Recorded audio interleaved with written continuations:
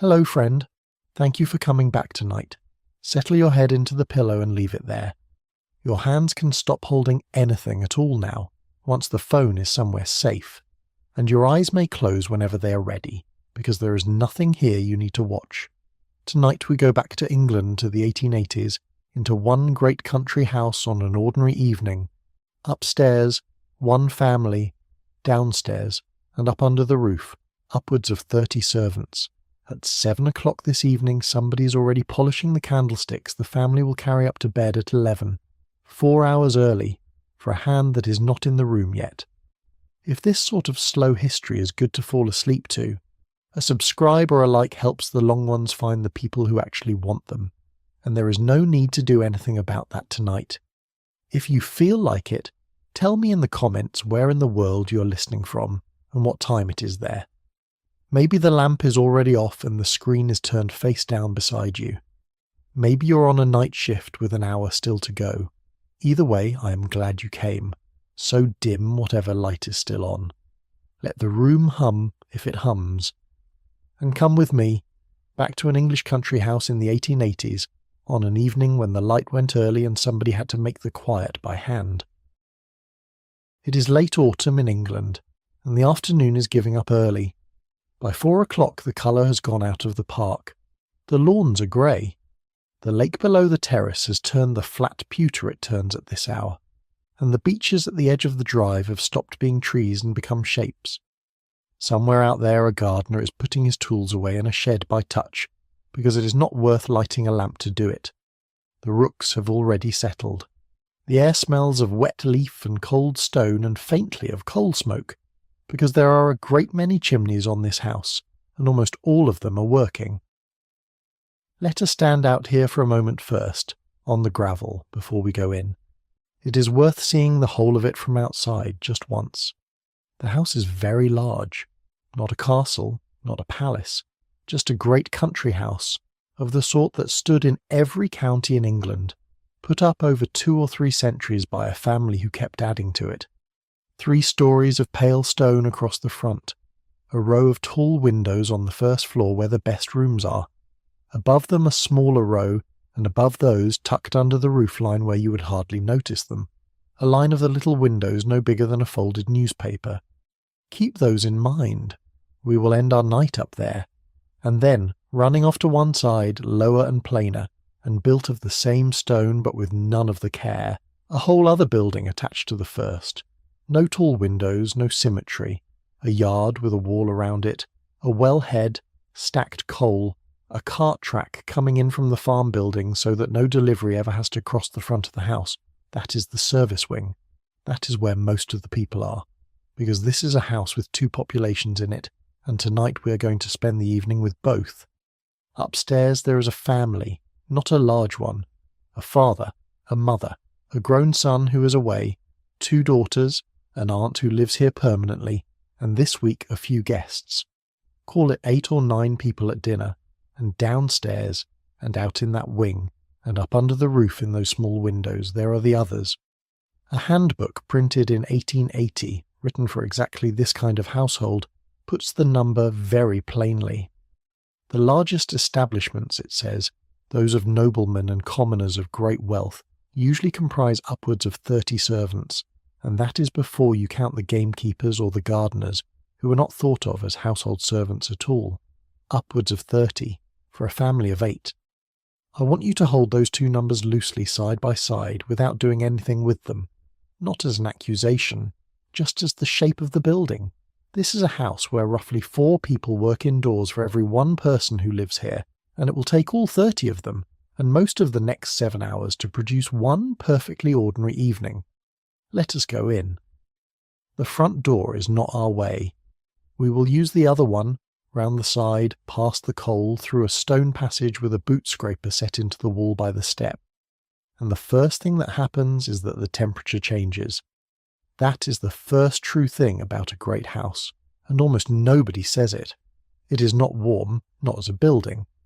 Individual rooms in it are gloriously warm, banked up and glowing, the way a room with a coal fire and heavy curtains can be warm in a way central heating never quite manages. But between those rooms there are passages, and the passages are cold. Stone underfoot. Stone walls painted a hard, glossy cream up to shoulder height. High windows that give light and no heat at all. A person walking from the kitchen to the dining room in this house passes through 3 or 4 distinct climates, and does it carrying something hot. The floor is stone here because stone can be washed. The passage is wide because 2 people carrying trays must be able to pass each other without stopping. There is a wooden rail along one wall at hip height with hooks on it. There is a smell that is quite particular, and once you have met it you know it anywhere, which is the smell of cold stone, coal, beeswax polish, and, from somewhere ahead, onions and hot fat. And there is sound, though not much. Water. A door. Somebody's shoes on a flagged floor, moving quickly and not running. 2 voices for a moment. Low, then nothing. That quiet is not an accident, and this is where I want to spend the rest of this chapter, because it is the thing everything else tonight is built on. In 1865, an architect called Robert Kerr published a book about how to design a house like this one. It was called The Gentleman's House. It is a practical book, full of the widths of dressers and the sizes of chimney flues, and in it Kerr sets down what he calls the foremost of all maxims, and here it is, in his own words, that the servants' department shall be separated from the main house, so that what passes on either side of the boundary shall be both invisible and inaudible on the other. Invisible and inaudible. Both. On both sides. Everything you are going to watch tonight sits inside that sentence. The passage we are standing in is here because of it.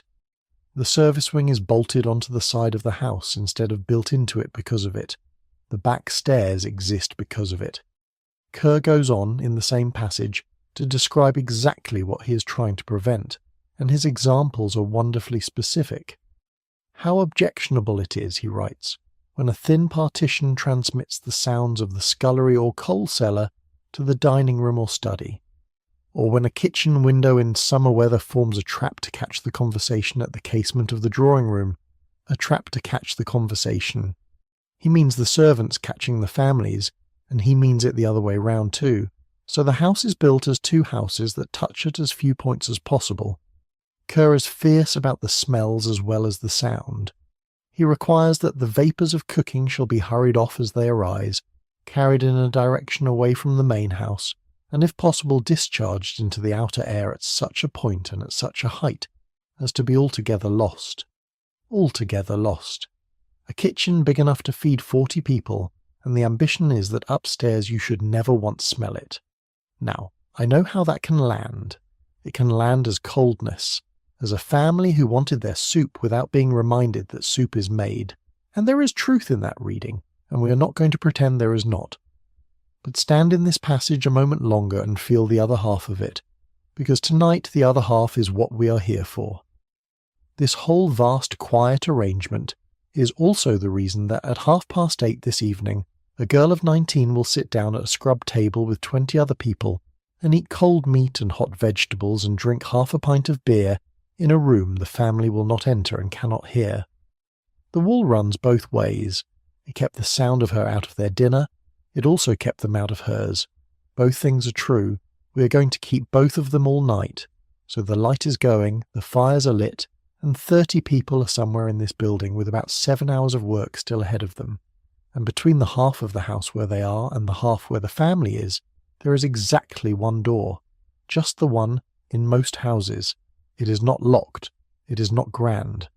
It is covered on one side in a piece of green woolen cloth, held on with brass studs. That is where we are going next. Here it is, at the end of the passage. From this side it is nothing much. A plain door in a plain frame, painted the same hard cream as the walls, with a worn patch on it at the height of a hip, because people carrying trays have opened it by leaning.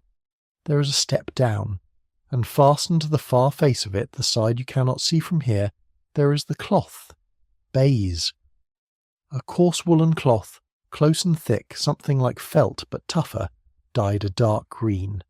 It is tacked to the timber with brass studs in a neat line all round the edge, and the studs are polished, because everything brass in this house is polished. On the other side of that door the floor becomes carpet, The walls become paper, and it is suddenly a good deal warmer. The people who care for these houses now describe the thing very simply.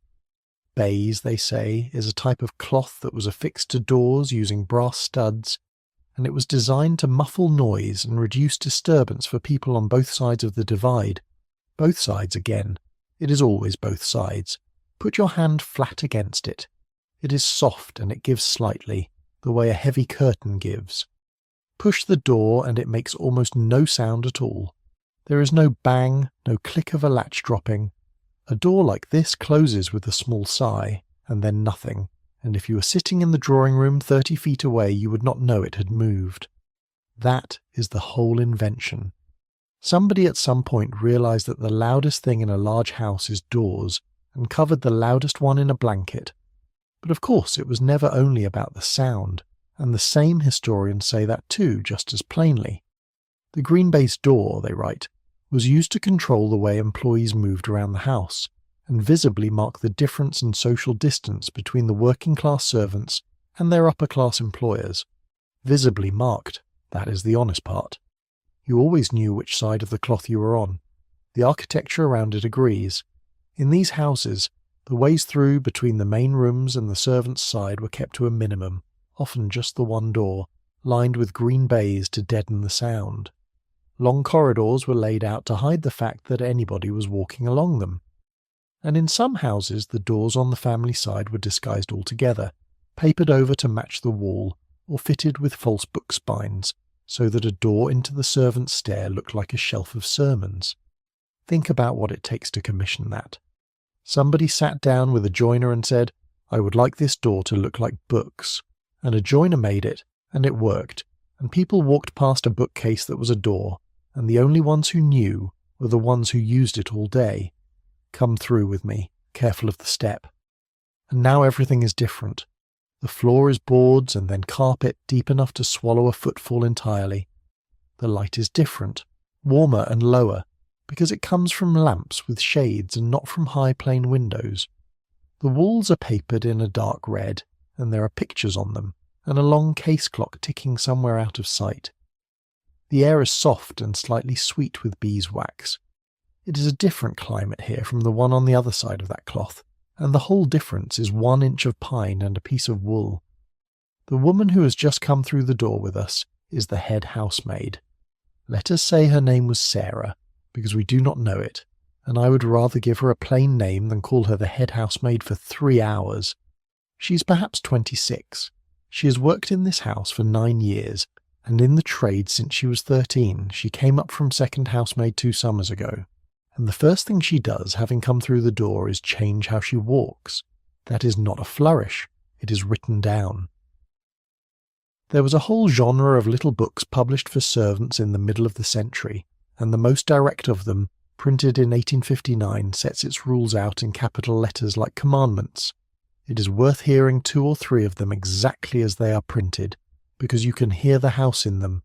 Never let your voice be heard by the ladies and gentlemen of the house except when necessary, and then as little as possible. Never talk to a fellow servant, a person of your own rank, or a child in a passage or hall, a staircase, or any such place, unless strictly necessary, and then in an undertone, and as little as possible. And the reason given, which is my favourite sentence in the whole book, because it is so unguarded. It is excessively annoying to those who are in the house to hear a hum of voices. A hum of voices, not an argument, not shouting, a hum.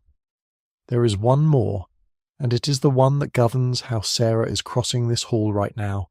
Always move gently. You must never run up and down stairs unless perhaps you can trip down very lightly. Your step should never be heard, either on the stairs or elsewhere. Your step should never be heard. Mrs. Beeton, in her enormous book of household management, adds the practical corollary for the men waiting at table, and she's blunt about it. No creaking of shoes, she says, which is an abomination.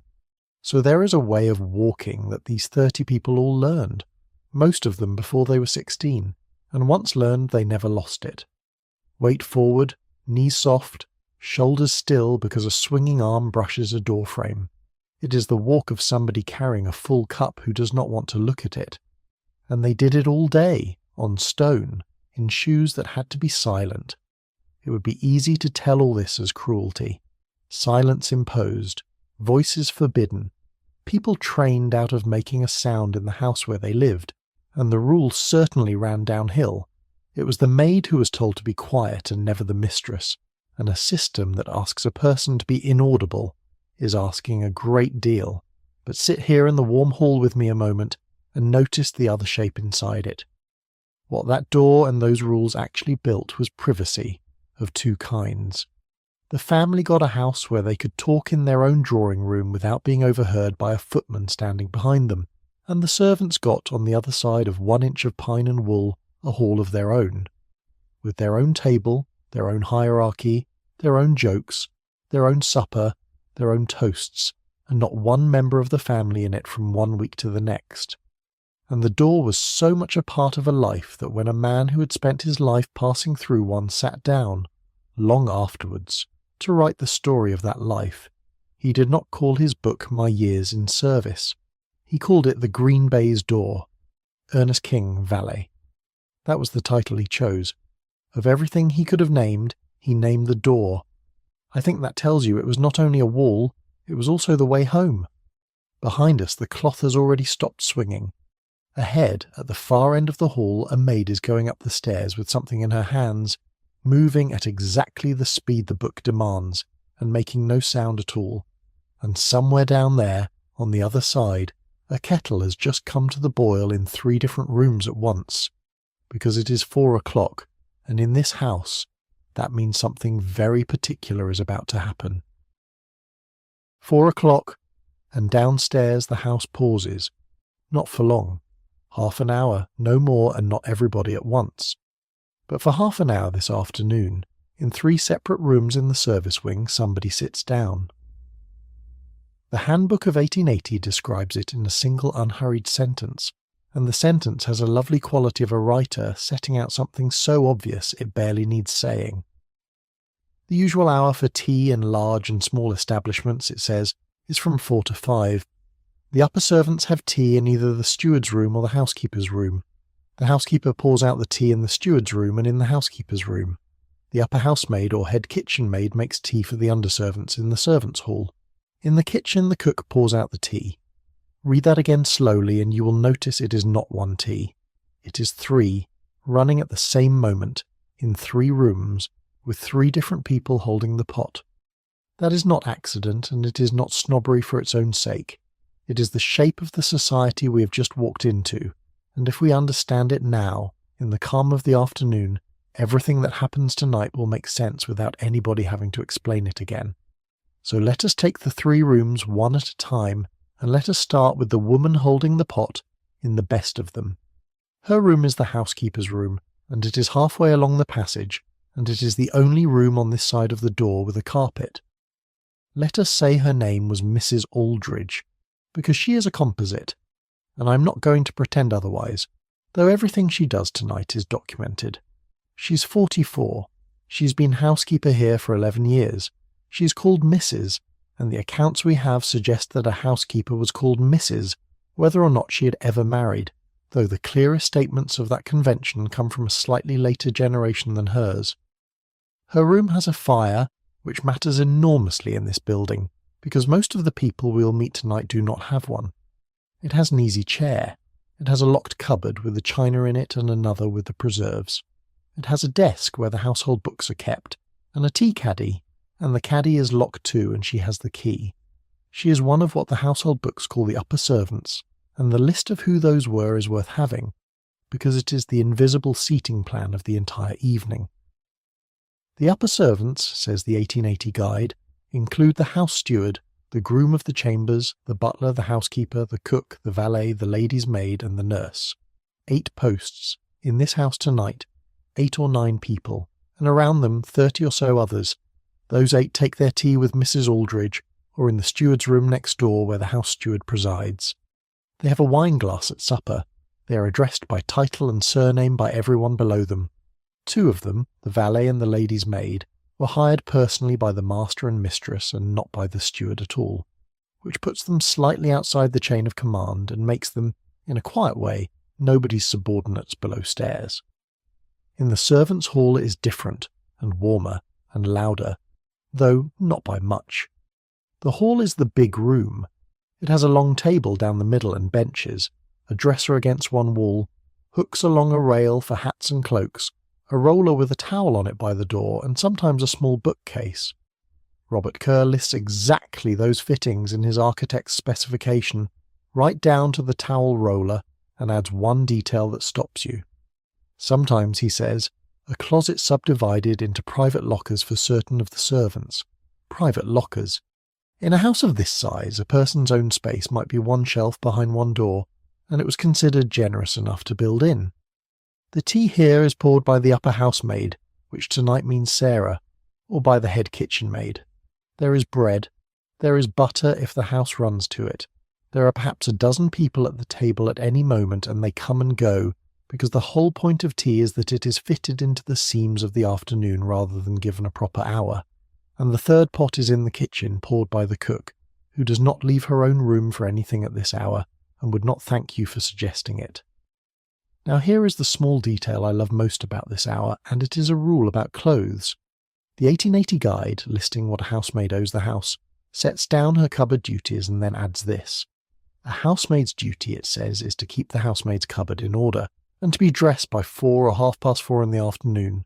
To be dressed by 4:30.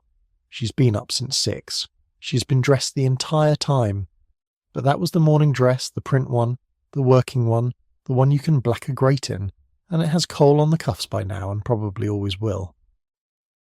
The afternoon dress is different. Black usually, or a very dark stuff.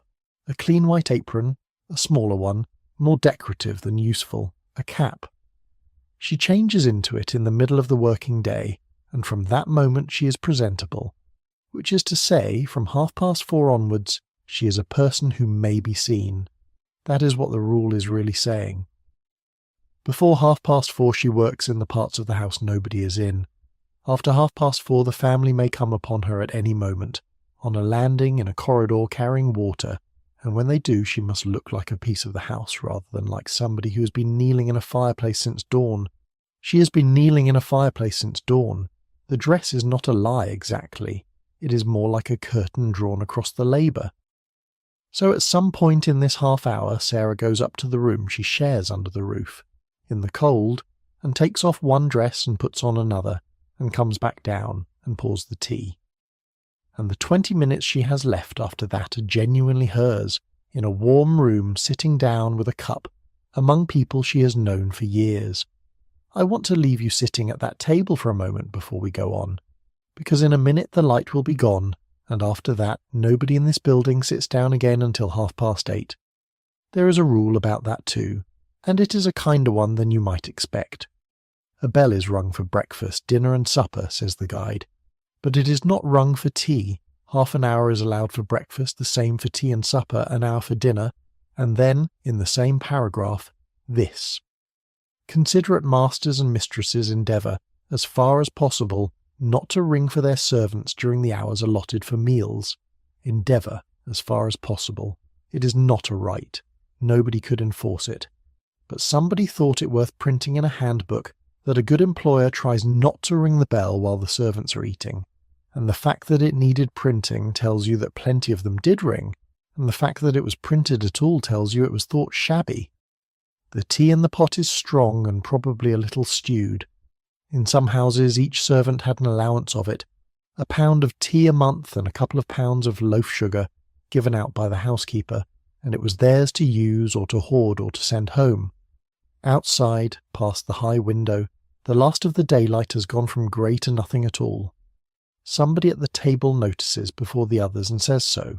Cups start going back onto the dresser, and out in the passage a young man is picking up a taper and a box of matches, because the whole house is about to need lighting, and it is going to take him the better part of an hour.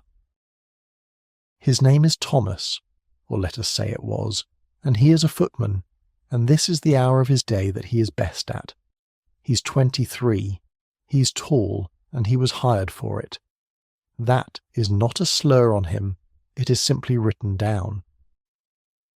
In households where 2 or 3 footmen are kept, says the 1880 guide, heads of families make a point of having tall footmen and having men of equal height to avoid the incongruity of appearance that men servants of unequal height would present. Men of equal height. Somebody stood 2 young men side by side and measured them against each other, and that is how one of them got the place. Thomas is 6 feet near enough, and so is the other footman, and neither of them has ever discussed it.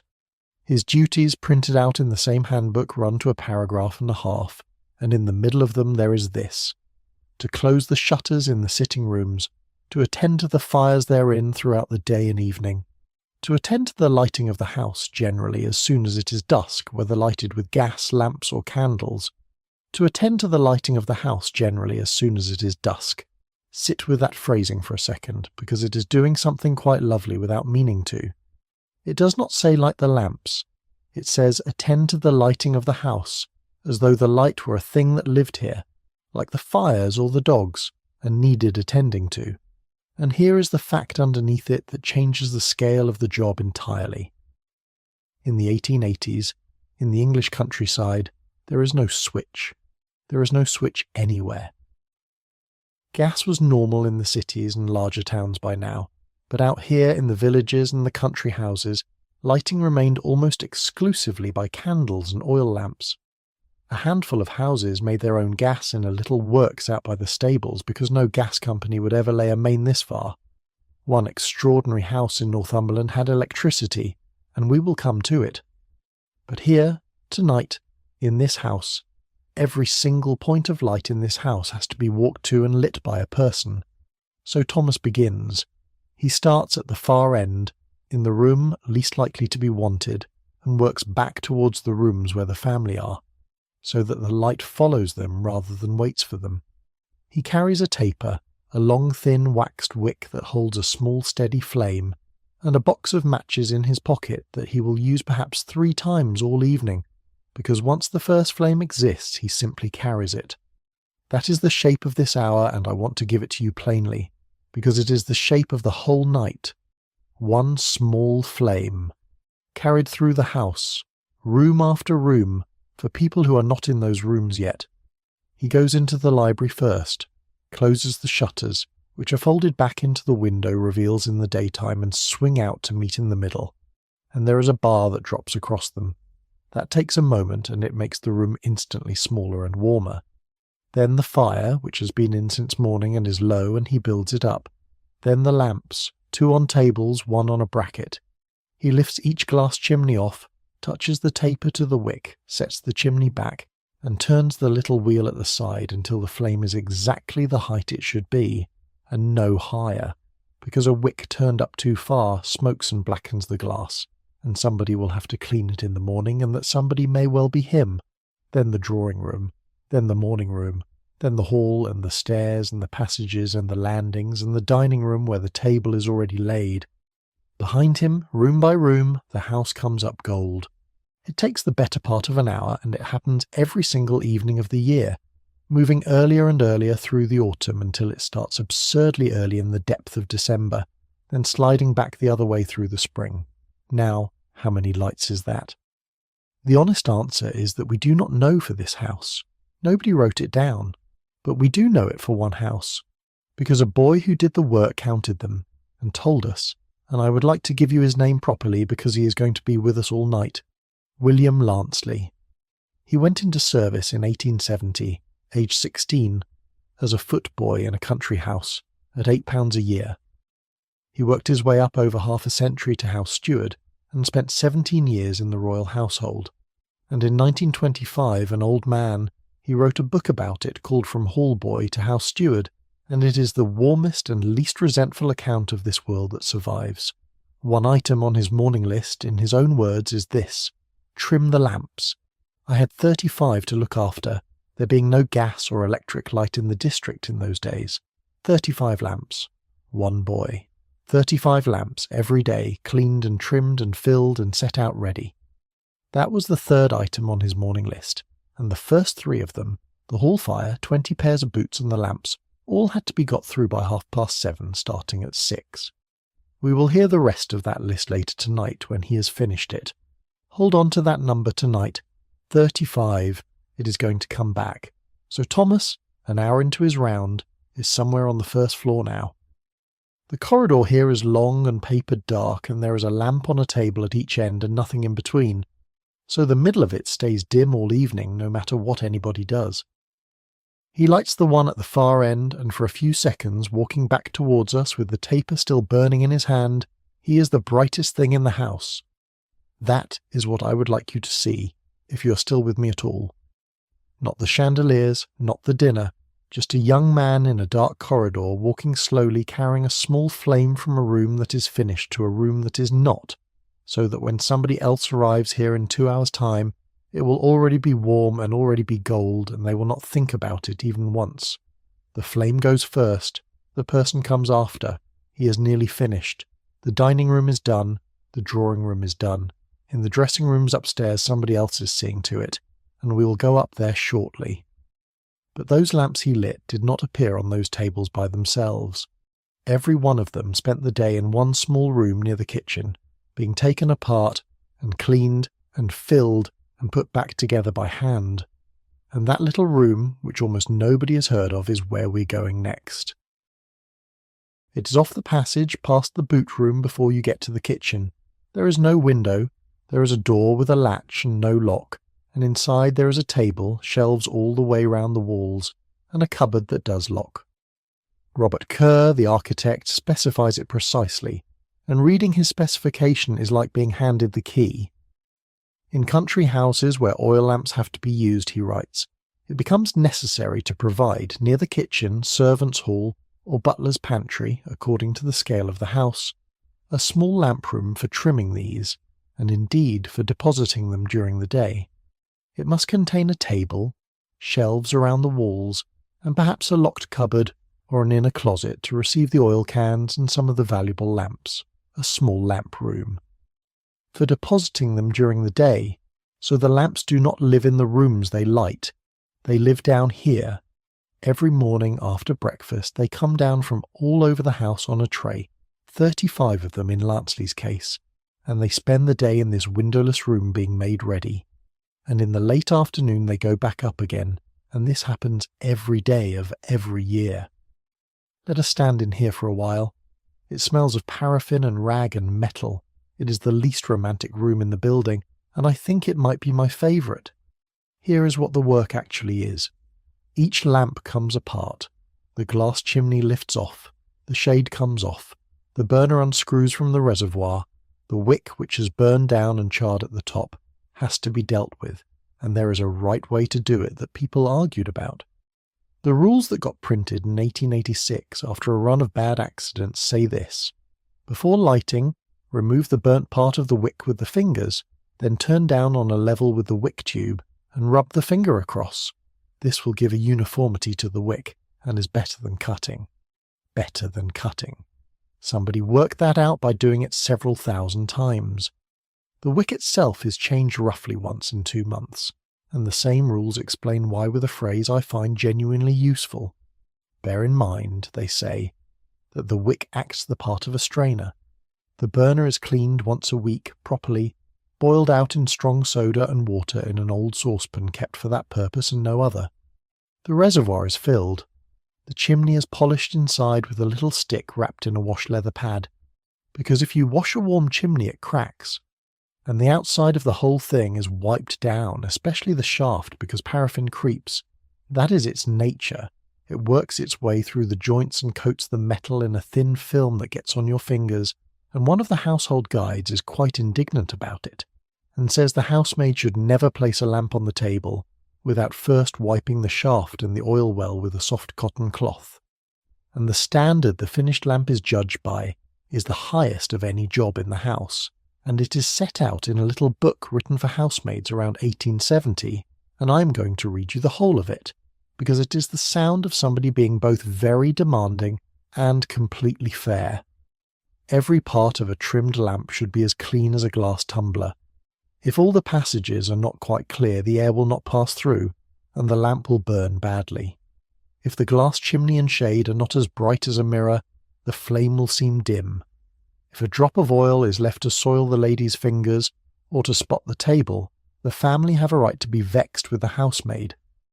Many families have so great a dread and dislike of this kind of dirt that they trim their lamps themselves, thus showing a want of confidence in the housemaid. That last line is not about oil. That is a professional defending her trade. She is saying, in the politest possible print, that if the mistress of the house comes down and does the lamps herself, she has publicly said she does not trust you, and everybody below stairs will know it. There was a real reason for the anxiety, and I will give it to you now, and then set it down gently, because it is the only frightening thing in this chapter, and it does not need to sit with us. Paraffin lamps could go badly wrong.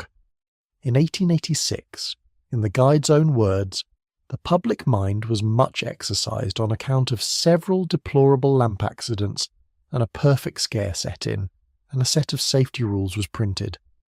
Households had them framed and hung up in the hall, the kitchen and the passages. Never blow down the chimney, change the wick, clean the burner. If a lamp has been used for 3 or 4 hours, fill it before lighting it again, and the reason for all of it, stated without decoration in the household guide of the day. If the ordinary common lamp is upset, the consequences are terrible.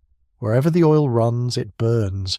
That is the truth of it, and it is why this small windowless room exists, and why the standards in it were so high, and why a boy of 16 made 35 lamps as clean as glass tumblers before 7:30 every morning of his life. And here is the resolution, which is real. The rules worked. That is what the framed cards in the passages were for. A properly trimmed lamp, filled before it ran low, with a clean burner and an uncracked chimney and its wick turned to the right height, sat on a table for 4 hours and did nothing whatsoever except make a room golden. Millions of them did, every night, for decades. The care was the point, and the care held. Now. There is one more thing that happens in this room in the late afternoon, and it is the thing I have been waiting for since the hook, so let us do it properly. Along one shelf, kept separate from the lamps, there is a row of small flat candlesticks, silver or silver plate. Not the tall kind for a table. These are the low ones with a wide dish underneath to catch the wax and a little ring handle you put your finger through, and they are called flat candlesticks, and every member of the family will carry one up to bed tonight. Somebody has to clean them, fit fresh candles, and set them out ready. And the handbook says exactly when. To clean, arrange, and have in readiness the flat silver candlesticks before the dressing-room bell rings in winter and by 10 o'clock in summer. Before the dressing-room bell rings. The dressing bell will go in about half an hour. The family will not go up to bed for another 4 hours after that, and the candlesticks are being polished now and set out on the table in the hall now, so that when 11 o'clock comes, and 8 people walk out of a warm drawing-room in silk shoes, there is a small flame waiting for each of them at the foot of the stairs. 4 hours early, for a hand that is not in the room yet. Of everything in this house, I think that is the one that stays with me. Not the great dinner, not the silver, not the size of it. Just a young man at 7 in the evening breathing on a candlestick and rubbing it with a cloth, preparing a moment he will not be thanked for and will not be present at, 4 hours before it happens. He sets the last one down. The row of them catches what light there is in the hall, and gives a little of it back. And upstairs, at that exact moment, in 2 rooms at opposite ends of the first floor, a bell begins to ring. Before we go up, come and look at the wall by the kitchen passage, because you will hear this wall all evening and you should know what it is. It is a board, dark wood, about 4 feet across, fixed high up where everyone can see it. Along it, in a row, hang a dozen small brass bells, each one on its own little coiled spring, and under each bell there is a painted label.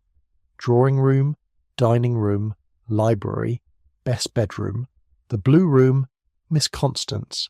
That is the house's voice. Every bell pull, every lever, every little ivory knob beside every fireplace in every room upstairs runs on a wire, through the walls, over pulleys, round corners, down through the floors, and ends here. And the mechanism has one detail in it so thoughtful that when I first met it I sat back in my chair. When somebody upstairs pulls the handle, the wire jerks, and the bell down here rings. But a bell rings for 2 or 3 seconds and then stops. And a servant might be in the scullery with their hands in a sink or halfway down a passage, and by the time they reach the board the ringing is over and there is nothing to see. 12 identical bells, all silent, and no way of knowing which one it was. So each bell is hung from a coiled spring with a small weight suspended below it, and when the bell stops sounding, the spring keeps swinging. The little pendulum goes on nodding gently under its own bell for a good while afterwards. Long enough for somebody to walk in from another room, look up at the board, and see one bell still trembling among 11 still ones. Somebody solved that. Somebody sat down with the problem of a person who cannot be in 2 places, and answered it with a spring. The bells are not all the same size either, and that was deliberate too. They were made in different sizes with different tones, so that a servant who had worked in a house for a few years did not need to look at the board at all. They heard the drawing room. A high, thin note is upstairs. A deeper one is the library. After a while you stop hearing bells and start hearing rooms. Up in the bedrooms the pulls hang on both sides of the bed, so that whoever is in it can call for somebody without getting up, and the handles are lovely little things, made in bronze, brass, porcelain, china or cut glass, chosen to match the room. In the newer houses the whole system had gone electric by now, running off an electromagnet linked to an armature with a small hammer, with an indicator board that was a shallow glazed case full of little named apertures, and a coloured disc that swung into view behind whichever one had rung. Same idea, same problem solved a different way. And in the grandest and most modern houses there were already stranger things than bells. Speaking tubes, running through the walls like the bell wires, with a cylinder mouthpiece and a little whistle plugged into it, so that you blew down the tube to make the whistle sound at the far end and then pulled it out and spoke. And in the 1880s, in a handful of houses, the telephone. One house in Northumberland had gone further than anyone. Cragside, built for an engineer, had electric light, electric fire alarms, electric buzzers for the servants, and an electric dinner gong, and a telephone in the butler's pantry that connected him directly to the powerhouse down in the valley. That is worth knowing simply because it tells you where in the century we are standing. All of it is coming. None of it is here yet in this house tonight. Here there are wires and springs and brass and a boy who looks up. One of the things nobody mentions about a house run on bells is what it does to how you listen. Everybody in this wing is half listening all the time to a building, not anxiously. It is not a dread. It is the same low background attention a parent keeps on a sleeping child in another room, or the way you know, without deciding to, that the boiler has just come on. Layered under the noise of the kitchen and the talk at the table, there is always one thin channel kept clear and a bell drops straight into it. And they know the house by ear in other ways too.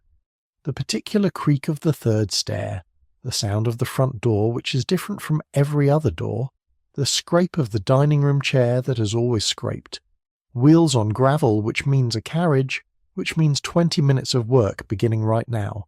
The boy watching this board tonight is Jem. Let us say that was his name. He is 14. He is the servants' hall boy, and he is the lowest paid person under this roof, at somewhere between £6 and £8 a year, and he has been awake since 6 this morning. He is not standing here waiting. Nobody has time to stand and wait. He is passing through with an armful of something, and he glances up at the board the way you glance at a clock, and this is a thing he does perhaps 200 times a day without ever deciding to. Now, the household guides of the period are quite firm about bells, and there is one line I want to give you because of how it lands from both directions.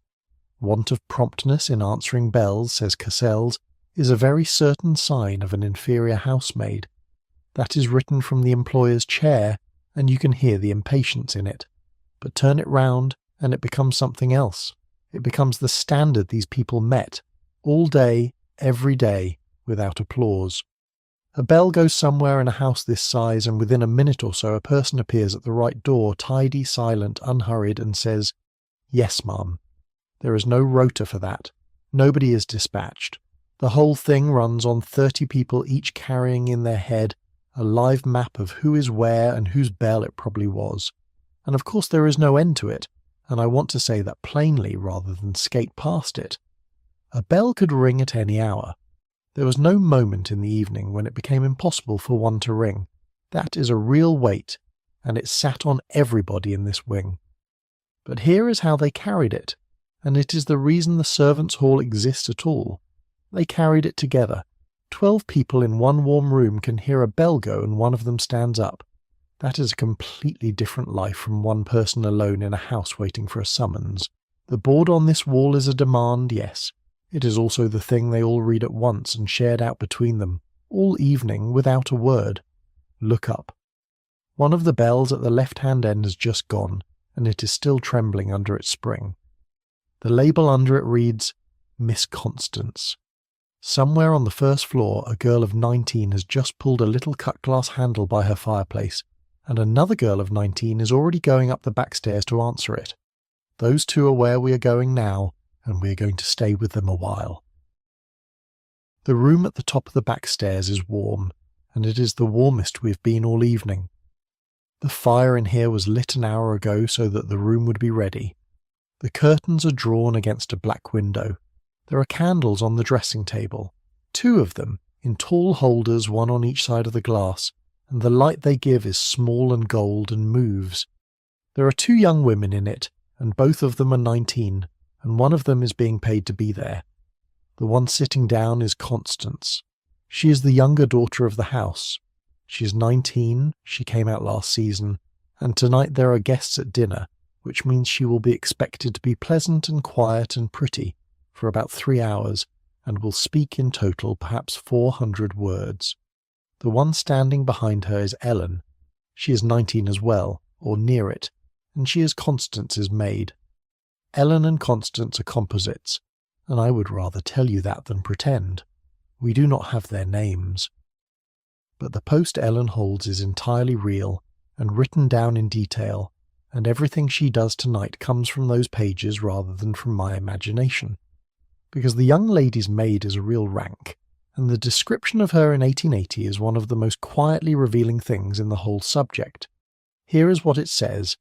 Young ladies' maids are generally of this order, meaning the inexperienced sort. Some ladies, it goes on, find it more advantageous to engage a first-class maid to wait upon their daughters, capable of accomplishing all the dressmaking that is required, in preference to engaging a young and inexperienced maid. But where part of a maid's duty is to walk out with a young lady, and to accompany her to the houses of friends, to wait for her and return home with her, she has little leisure for dressmaking. Consequently, one with but little experience in her duties answers the purpose of the situation. Read that again for what it actually says. A grown daughter of a great house may not go out alone. So somebody must go with her, walk beside her to the village, sit at the back of other people's morning rooms while she pays calls, wait in halls, and walk her home. That takes up most of the day, which means there is no point paying for a skilled dressmaker to do it, because she will never be at her needle, so you hire a girl, a young one, cheap, willing, at £14 to £25 a year, at the bottom of it, less than the cook, and a fraction of what the butler gets. And that girl becomes the daughter of the house's dresser, her chaperone, and whether anybody intends it or not, the person she spends more waking hours beside than her own mother. £14 to £25 a year. Hold that figure through this chapter. There is one more piece of the arrangement worth knowing. The house steward hires and fires everybody in this building except the personal attendants, the valet and the ladies' maids, who are engaged by the master and mistress themselves. So Ellen was chosen by the mistress, in person, and answers to nobody below stairs at all. That sounds like a promotion. In practice, it means that at supper tonight she will walk in with the upper servants, sit as their equal, and be, in a very quiet way, alone. But that is later. Right now she is doing her job, and her job at this hour is set out in a duty list I would like to read you a piece of. because the plainness of it is somehow moving, to put in readiness all that her mistress may require for dressing in the evening, to assist her to dress for dinner, to put everything in order in her mistress's room before leaving it. That is the evening entry, 27 words for an hour of work. So, the gown came out an hour ago and has been hanging in front of the fire, because a dress that has sat in a wardrobe in an English November is cold and slightly damp, and needs to be warmed and shaken before anybody puts it on.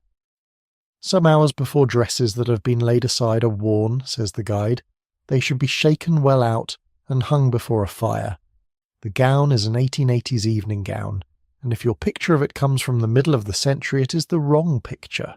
The huge round crinoline has gone years ago.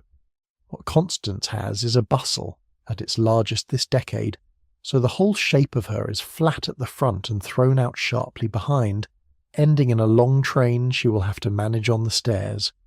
The neckline is low, because evening gowns were low-necked except for matrons, and the sleeves are short, anywhere from the elbow to nothing but a strap. There will be long gloves over the elbow in fine kid or suede, and underneath all of it there are the stays. The modern imagination has been given a rather lurid version of this, and the sources do not support it. There is one instruction in the household books about how a maid should lace her mistress, and it is a small clause in the middle of a sentence about something else, and here it is complete. The maid should move about quietly, perform any offices about her mistress's person, as lacing stays gently, and adjust her linen smoothly. As lacing stays gently. That is the entire instruction. Not tightly. Not until she cannot breathe. Gently. It sits in a sentence whose whole subject is quietness, in a paragraph about moving softly and handling linen smoothly. The word next to lacing is not a word about force, it is a word about care. So that is what is happening. Ellen has her hands at Constance's back, and she is working the lace up in even pulls, and the two of them are talking about nothing in particular, and both of them are used to this. Then the gown goes over, and there is a particular manoeuvre for that which anybody who has ever helped somebody into something complicated will recognize instantly. Arms up, bunch the skirts, over the head, or in this decade more often stepped into and drawn up. Then the fastening at the back, hook after hook after hook, and Ellen works up the row without looking, because her hands know the distance between them. Then the small work. The guide is very particular about it. See that the sleeves fall well over the arms, pull out the flounces, spread out the petticoat at the bottom with the hands so that it falls in graceful folds. Where a sash is worn, pin the bow securely on the inside so as not to be visible, then raise the bow with the fingers, then raise the bow with the fingers. There is a person in that sentence. Somebody knelt down and shaped a bow with their hand 1,000 times, and eventually wrote down how to do it, and then the hair. Ellen takes it down first, which means finding and removing every pin, and there are a great many pins. The 1880s style is neat and high. The long cascading curls of the 70s have gone, and the hair is drawn up and gathered into a tight knot on top of the head, with a small curled fringe reduced to little tendrils on the forehead. Getting there takes a while, and it takes both hands. So she brushes it out first, in long, slow strokes from the crown down, and the room is quiet while she does it, and the fire moves, and the 2 candles move, and neither of them says anything for a few minutes. I would love to tell you how many strokes. There is a famous number that everybody knows. But it simply is not in the books of this period, not in any of them, and the earliest anybody can find it is decades later and in another country. So here is the thing itself instead, which is documented and which is better anyway. Every night in a warm room at about 7 o'clock, one 19-year-old girl brushed another 19-year-old girl's hair until it was smooth, and then put it up. That is not a small thing to do for somebody, and it is not a small thing to have done for you. Whatever else stood between those two, and a great deal did, that happened in silence every evening of the year. The pins go back in, the last one is set.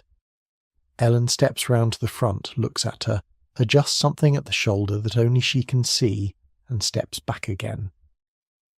Downstairs, a door opens and closes softly. There is a long way to go before this house sits down to dinner, but before Constance goes down there is one more thing on that dressing table, and it is the thing that will announce her before she reaches the room. The table Constance is sitting at is not one table, it is two, and they face each other across the room, and that arrangement tells you what this room is for.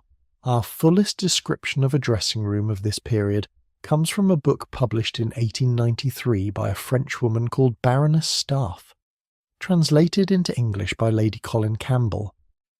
I should say at once that it describes an ideal rather than an ordinary English room, the dressing room a fashionable French writer thought a woman ought to have. Not every daughter in every English county had all of this, but the shape of it is right, and the details are so good that I would like to walk round it with you. There must be two tables, opposite to each other, she says, of different dimensions but the same shape. The larger one is for washing. On it stand a jug and a basin, and above it runs a shelf carrying the bottles for toilet waters and vinegars, dentifrices and perfumes. The smaller table is the one Constance is at now. It bears the mirror, and on it, in Staff's own listing, are the various boxes for pins and hairpins, a large casket in which are placed the brushes and combs, the bottles of perfume and of scented oil or pomades, the powder boxes, and the manicure case. And then this instruction, which is the detail that makes the whole room glow. At either side of which should be fixed a couple of tall candelabra, 2 candles, one on each side of the glass, at the height of a face. That is not decoration, that is how you see. A single candle throws a shadow across half of you. 2, level with the cheekbones and set apart, light a face evenly from both sides. Everybody who has ever done anything careful in front of a mirror by flame worked this out, and Staff simply writes it down as though everyone knew. She wants light from above too, with a small warning attached. From the centre of the ceiling should hang a small lustre to hold candles, and care should be taken to place wide babèches on these candles, so as to prevent any danger of the wax falling on the dresses. A babèche is the little glass collar that sits round a candle and catches what runs down it. Wide ones, she insists, because a drop of hot wax landing on silk from 6 feet up is a ruined gown and an evening spoiled, and somebody, somewhere, learned that the hard way. Now to the bottles. Here is where this room stops being furniture and becomes a person, and Staff writes about it more beautifully than anybody else in the period, so I'm going to give you nearly the whole passage. Let it wash over you. There is nothing to remember in it. Many refined women, she writes, have their drawers and the shelves of their wardrobes lined with a thin satin quilt of a delicate colour, wadded with scented cotton wool. All their odds and ends of different materials and their linen lie thus upon beds of perfumed satin. Laces, handkerchiefs, and gloves are enclosed in delicately scented sachets. Bonnet boxes are impregnated with sweet fragrance. Dresses, costumes, skirts, and mantles are hung up in wardrobes and cupboards, among bags which give out a delicious odour. And then the line that is the whole idea. Everywhere the one favourite scent is introduced, in the hems of dresses, in the folds of sleeves, at the collars, and in the stays. The woman is entirely enveloped in it. You can perceive her presence before you see her. You know by the fragrance of her notepaper whom the letter is from before you recognise the handwriting. If she lends you a book, its perfume is a standing reproach to you, if you have not returned it. A borrowed book that smells of the person who lent it sitting on your table, quietly making you feel guilty. 1893, and exactly the same as now. So the scent in this room is not a spray, it is a climate. It is in the drawer linings, and the sachets between the folded gloves, and the paper the letters are written on, and it has been building in these cupboards for years. The mixtures were made at home as often as bought. Staff gives recipes for eau de cologne, from essences of lemon and bergamot and cedrat and lavender and neroli and roses in rectified alcohol. And she adds one aside for the patient, which is that eau de cologne improves much by keeping. So somewhere in this house there is a bottle that was made 2 years ago and has been waiting. There is something else on this table that is new this decade, and you almost certainly have some in a drawer at home. A very much more cleanly class of pomades, says the household guide, have lately been introduced, prepared from petroleum, and sold under the name of Vaseline, and sometimes Cosmoline. Perfectly inodorous, resembling in appearance a nearly transparent semi-fluid jelly. Vaseline brand new sitting on a Victorian dressing table between the powder box and the manicure case. And there is the setting gum, called Bandoline, made of gum tragacanth, cold water, essence of almonds and a couple of teaspoons of old rum, and used to hold a fringe in place. And there is the hairbrush, which had rules of its own. Use no soap, only a little washing powder in lukewarm water, and only the bristles should be wetted, and if you can, set them in the sun, bristles downward, to dry. Combs, says the same page firmly, should never be washed in water. Ellen knows all of this. Not from a book, though there were books, and she may well have read one. She knows it because somebody showed her, in a room like this one, when she was 15. It is easy to look at a girl on £20 a year and see only the smallness of the wage. What is in her hands is a trade. Dressmaking, plain sewing, hairdressing, the chemistry of stains and scents, the care of lace and fur and silk. The handbooks say a first-class maid is expected to be a first-rate hairdresser and dressmaker, experienced in dressing a lady, and a good and expeditious packer, mistress of everything that appertains to her office. Mistress of everything that appertains to her office. That is a description of a professional. There is one more thing on this table in a case, and it is not opened until last. The jewels. Not many, for a girl of 19. Something small at the throat, something at the ear. The case they live in stays here in the bedroom, which is what the books of the period actually describe, and Ellen will put them back into it herself when all this is undone in 5 or 6 hours' time. Now Constance stands up, and the whole room reorganises itself round the fact. The train has to be gathered and dropped so that it falls right. The gloves go on, which takes a minute and needs help. Ellen walks round her once more, and then Constance goes out, and along the corridor, and down the great staircase into the warm gold of the front of the house, trailing a scent that has been in these cupboards since she was a child. And Ellen stays behind in the room and begins to put it back together. The chair straightened, the hairpins gathered off the table into their box, the discarded afternoon dress taken up and hung, the brushes cleaned, the water carried out, the fire seen to, everything in order in her mistress's room before leaving it, exactly as the duty list says, because when Constance comes back up here at midnight, this room must look as though nothing ever happened in it. She'll be back here at midnight herself, and she knows it, and we will come back to her then. I promise we will. It is the last thing that happens tonight, and it is worth the wait. Meanwhile, on the other side of that wall, somebody has been up and down the back stairs 3 times while all this was going on, and she has been carrying water. There is no tap in any bedroom in this house.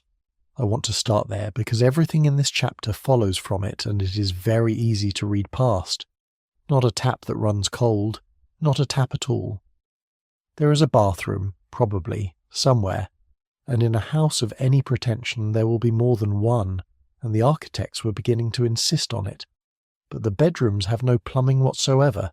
What they have instead is furniture, a washstand with a marble top, on it a basin and a jug which they called a ewer, and a smaller bottle of drinking water with a tumbler over it, a soap dish, a slop pail underneath or beside, and every drop of water that ever enters or leaves any of those vessels does so in somebody's arms.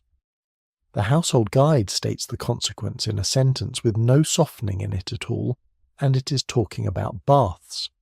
All require supplies of water brought for them, and this adds very much to the labour of servants, and consequently to the number kept. That is the arithmetic of the whole house in one clause. Part of the reason there are 30 people in this building is water.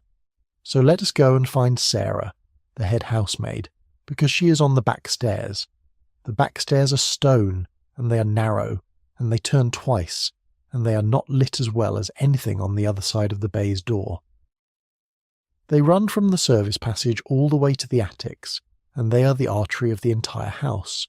Everything that goes up here. She's carrying 2 cans, and there is a reason it is 2, and the reason is lovely. The housemaid will then carry up with her 2 pitchers, or cans, says the little handbook written for her trade, the one with fresh soft water for the ewers, and the other with spring water for the bottles. 2 waters. Soft water for washing, because soft water lathers and hard water does not and leaves a scum on the basin. Spring water for drinking, because that is the water that tastes of nothing. They are not interchangeable, and a maid who filled the drinking bottle from the washing can would hear about it. So she goes up with 1 in each hand, which is how you carry 2, and it balances you.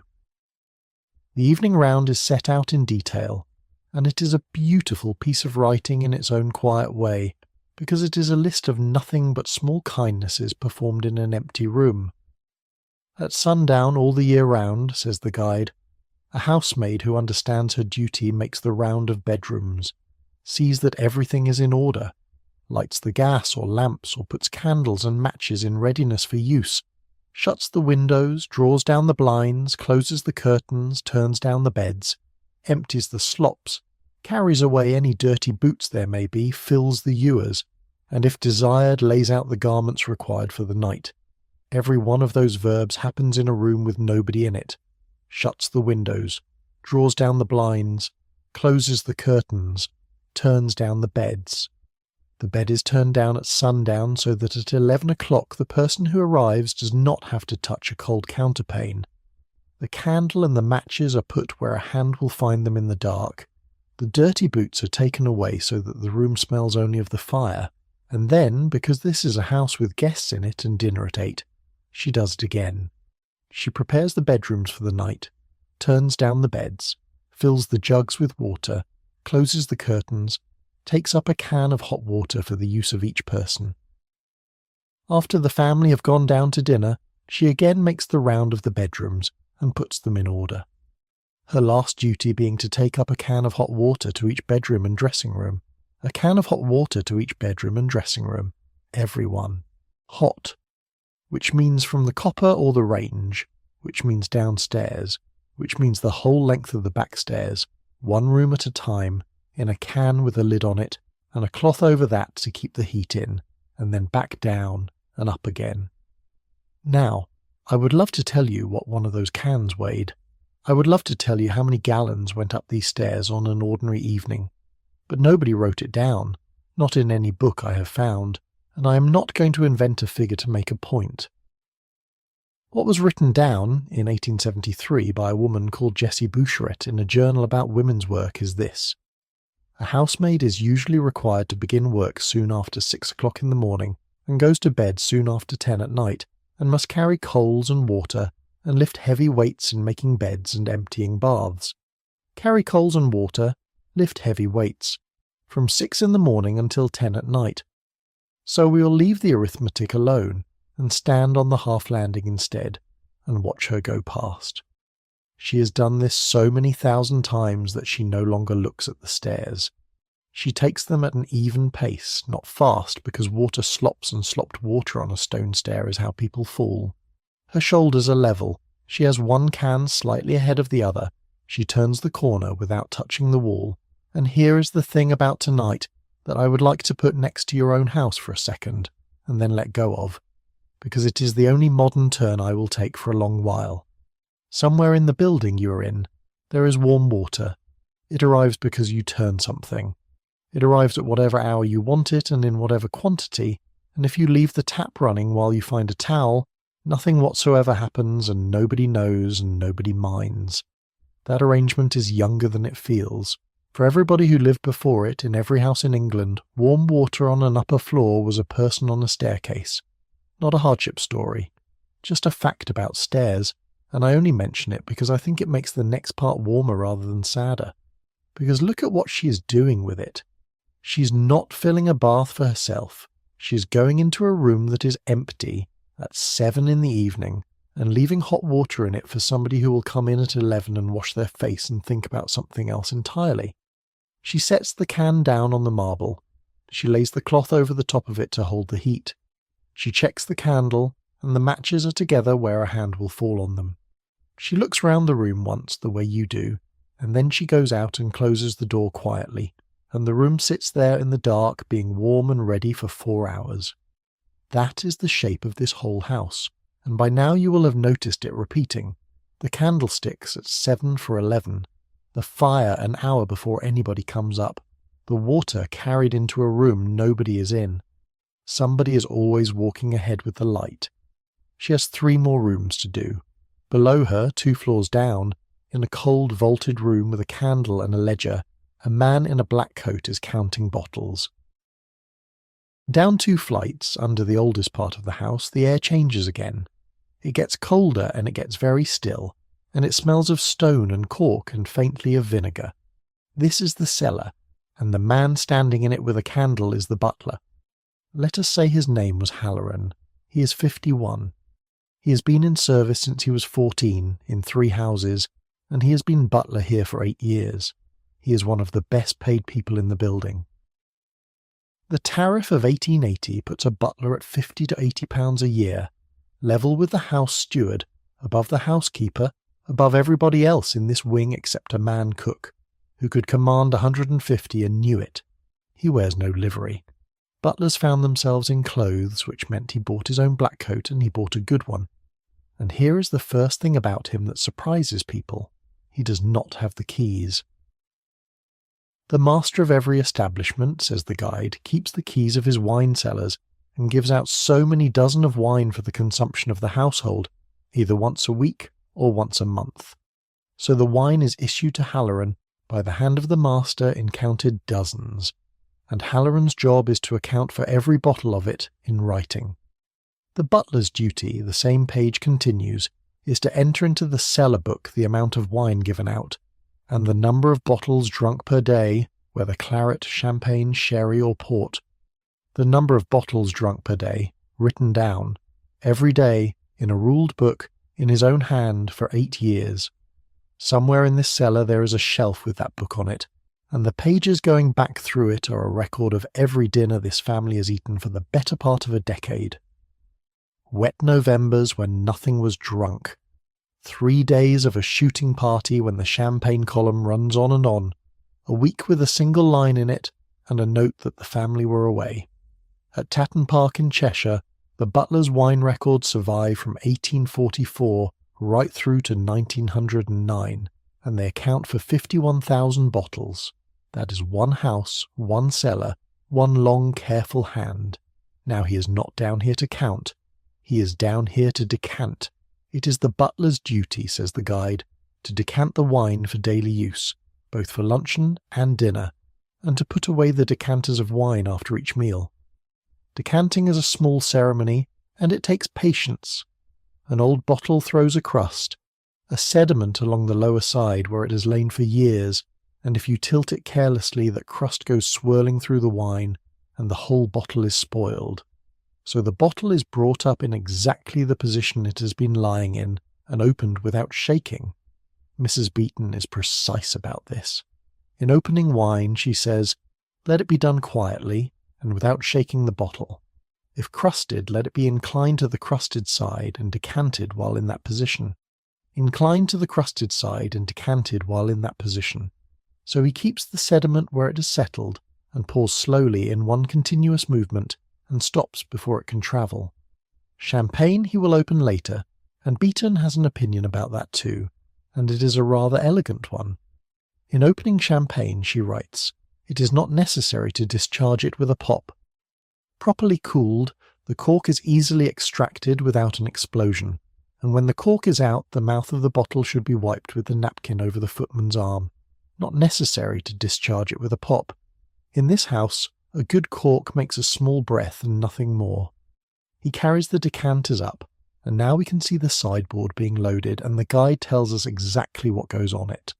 from 3 to 4 decanters of sherry, the same of claret, and a jug of after-dinner claret. Sparkling wines, hock and champagne, are not decanted, but are kept in ice pails and opened as required. Port is so little drunk that 1 decanter of this wine is almost sufficient. Port is so little drunk. I want to stop on that because it goes against the picture almost everybody carries. The gentleman with the port, the decanter going round to the left after the ladies have gone. That image is real, but by the 1880s in a fashionable house it is old-fashioned, and the etiquette books of the decade say so plainly. The wine usually drunk by gentlemen after dinner, says a manual of 1888, is claret of a fine quality and not dinner claret. So there is a decanter of port on that sideboard tonight, and it will be barely touched, and it will go back downstairs almost full, and Halloran will note that in the book.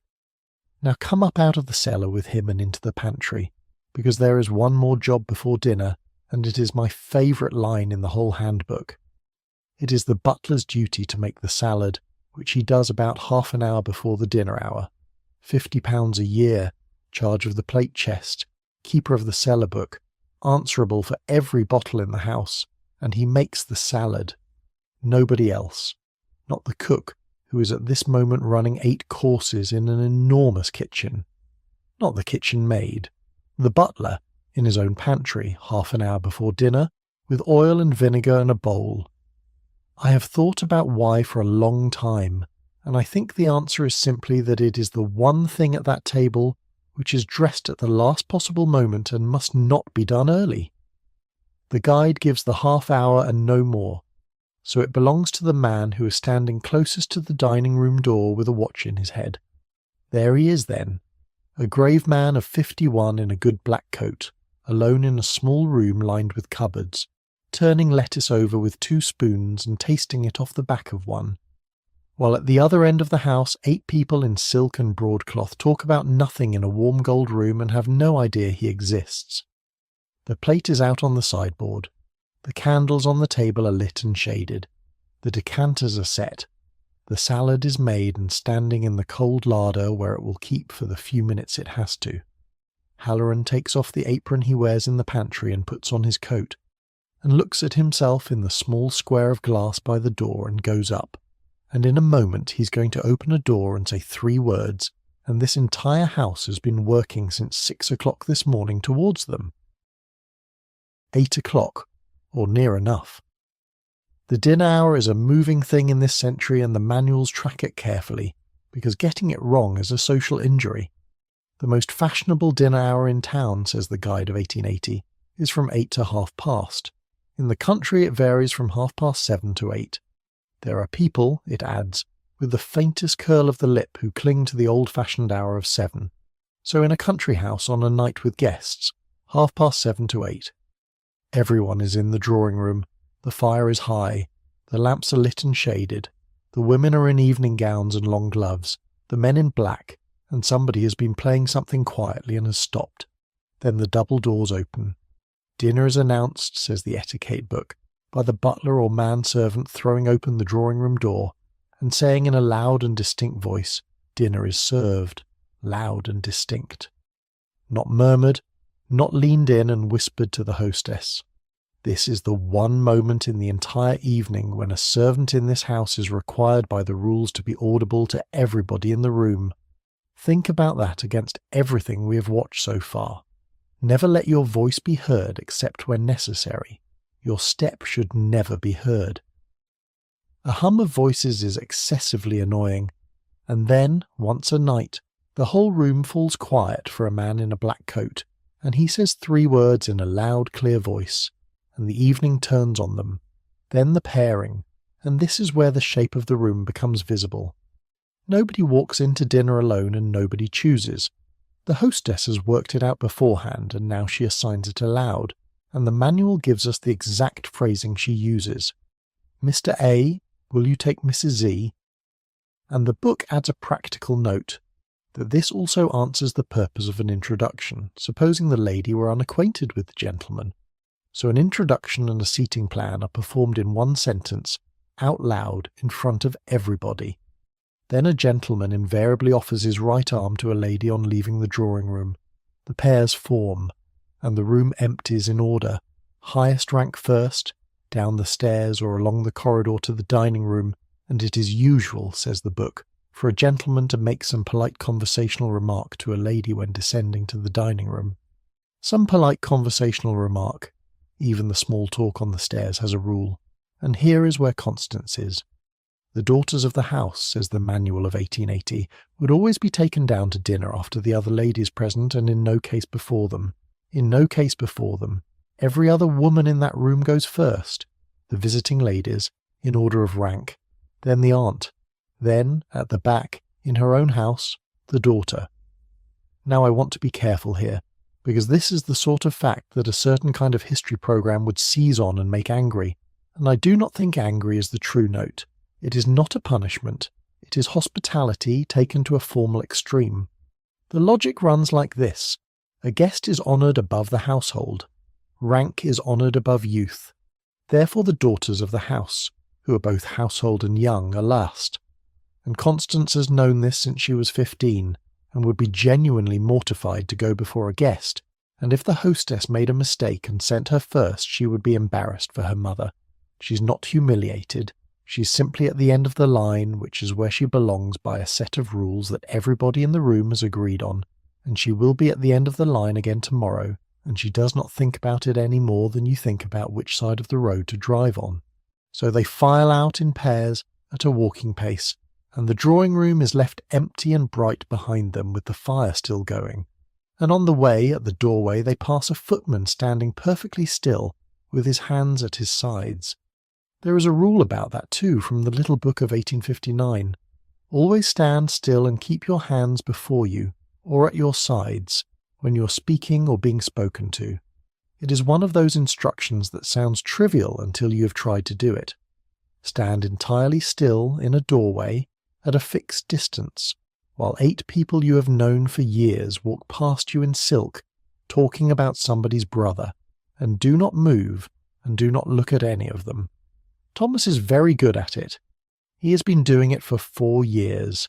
Into the dining room then, long table, white cloth, the candles in their branches with the small paper shades, green or pink, the silver laid out, the flowers, whatever this garden has in November, which will be chrysanthemums and some ivy and possibly forced hyacinths out of the glass house, the fire at one end, the sideboard against the wall with the decanters on it, and the plate arranged behind them, and Halloran standing at it.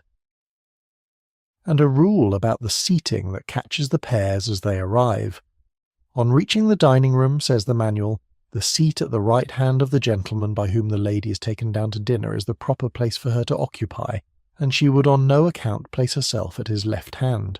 On no account. So the whole room seats itself in one movement without a word of direction, because everybody has been carrying the rule in their body since childhood. Chairs, a pause, the rustle of a great deal of fabric being arranged by people who have done it 1,000 times. There is one more thing in this room that nobody at the table can see, and I would like you to have it before the eating starts. Every plate that is about to be set in front of these 9 people has come up a stone passage from a kitchen a long way off. In some houses it is further than that. At Uppark in Sussex the food travelled from the kitchen through underground tunnels before it could be served in the dining room. At Blickling in Norfolk the same, delivered through a tunnel. And at Belton House somebody installed a little railway track at waist height, so that dishes could be run from the kitchen to the lift without anybody carrying them. A railway. Inside a house. Because the kitchen had been put so far from the dining room, for the sake of the smell and the noise, that hot food arriving hot had become an engineering problem. That is the true measure of Kerr's maxim. It was not a preference. Somebody costed it, and built tunnels under a lawn and laid rails through a basement, rather than have the dining room smell of dinner.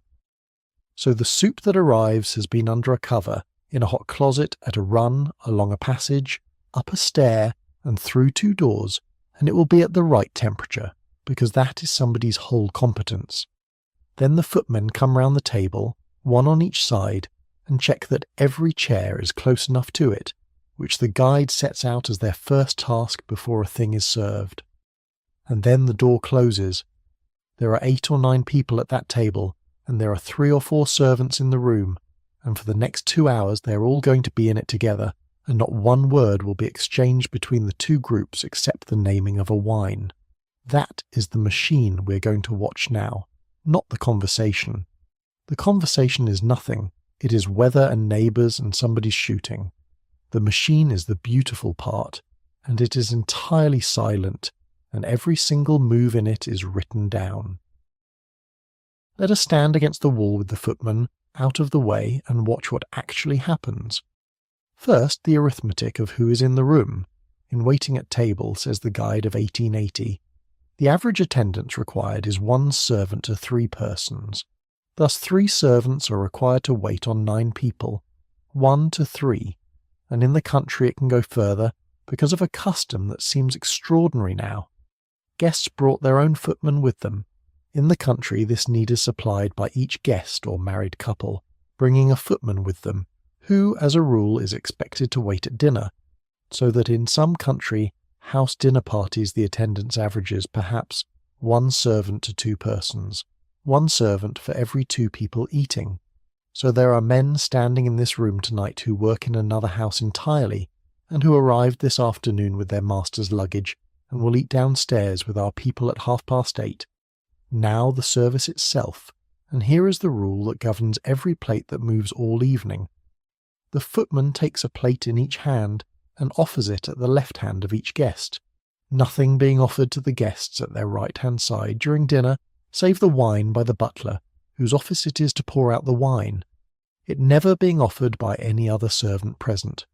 Everything from the left, wine from the right, and the wine only ever by the butler. That is worth understanding rather than just noting, because once you have it, the whole room becomes legible. If a hand comes past your left shoulder, it is food, and you may take it or wave it on. If a hand comes past your right, it is wine, and it is halloran, and you do not have to look. 8 people can eat for 2 hours without turning their heads, and without a single collision, because everyone in the room, seated and standing, is working the same simple law, and halloran does not delegate the wine, ever, it never being offered by any other servant present. He pours every glass in this room tonight himself, and there will be a great many pourings before the night is out. Then there are the words. There are almost no words in this room from the servant's side, but the few there are have survived exactly, and I would like to give them to you as they are printed, because hearing them is like hearing the room. When oysters are given, they come before the soup, and the butler offers the wine that goes with them, bringing it to the right-hand side of each guest and saying "Hock, ma'am," or "Chablis, sir," 2 words, and if there are 2 soups, the servant offering them says "Clear or white soup, ma'am." And later, when the champagne is opened at the sideboard and wrapped in a serviette, he comes round and says "Sweet or dry, ma'am," or, if there is only 1 champagne in the house tonight, he simply says "Champagne, ma'am." That is the entire spoken vocabulary of 3 or 4 people over 2 hours. "Hock, ma'am," "Chablis, sir," "Clear or white soup, ma'am," "Sweet or dry, ma'am." And the rule that sits over all of it, printed in the same chapter, is the sentence I would carve over the door of this house. It is an understood thing that whilst waiting at table, no noise or clatter of any kind should be heard, and that everything should be taken up, put down, brought in and taken away in a perfectly noiseless manner. Taken up, put down, brought in, taken away in a perfectly noiseless manner. Try that for a moment in your own kitchen, not clumsily quietly, actually silently.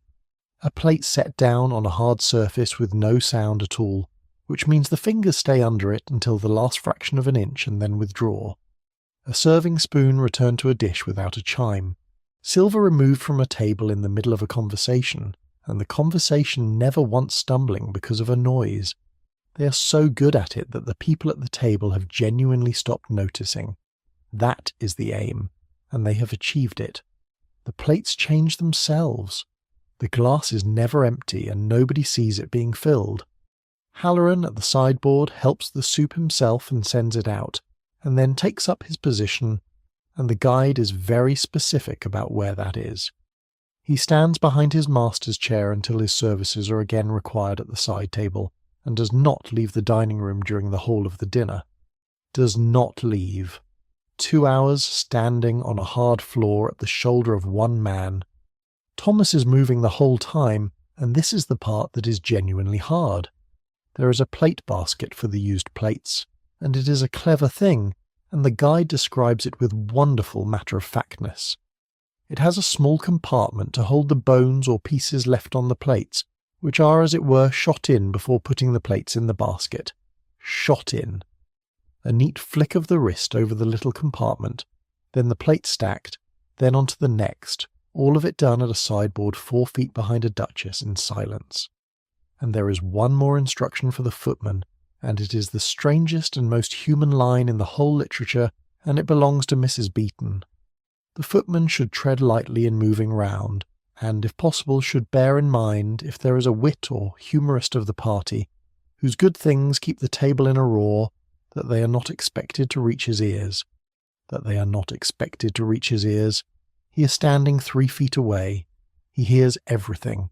He has heard the joke, and it was funny, and he is required to arrange his face so that no part of him registers it. Not because anybody thinks he cannot understand, precisely because they know he can, and the fiction of the room requires that he did not. Both things are true here, and we are going to sit with them rather than settle them. That is a strange thing to ask of a person, and also, Thomas is 23 and he will be at a table downstairs in an hour with people he can tell it to. There is one more thing about that rule of silence which is easy to miss, and it is not about discipline at all, it is about shoes. Attendants in the drawing-room, says Mrs. Beeton, even more than in the dining-room, should move about actively but noiselessly. No creaking of shoes, which is an abomination. And elsewhere, for the maid who waits at table, she says the same. She should not wear creaking boots, and should move about the room as noiselessly as possible, anticipating people's wants by handing them things without being asked for them. Anticipating people's wants by handing them things without being asked. That is the actual job stated in one clause, and it has nothing to do with fetching. Anybody can fetch. The skill is knowing from across a room, from a hand that has moved 2 inches towards a glass that is not there, what somebody is about to want, and having it arrive before the thought has finished forming. Doing that for 9 people at once for 2 hours is a form of attention most of us would find exhausting inside 20 minutes. And it explains something about the shoes, because a creaking boot announces you, and the whole art is not to be announced. So a footman's shoes are chosen for silence, and worn in carefully, and when they begin to creak they are done, whatever they cost.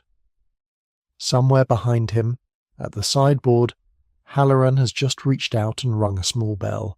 Nobody at the table so much as pauses, but at the other end of the house, in a room none of these guests will ever see, somebody has heard it and started moving. The bell Halloran just rang is not the one on the board downstairs.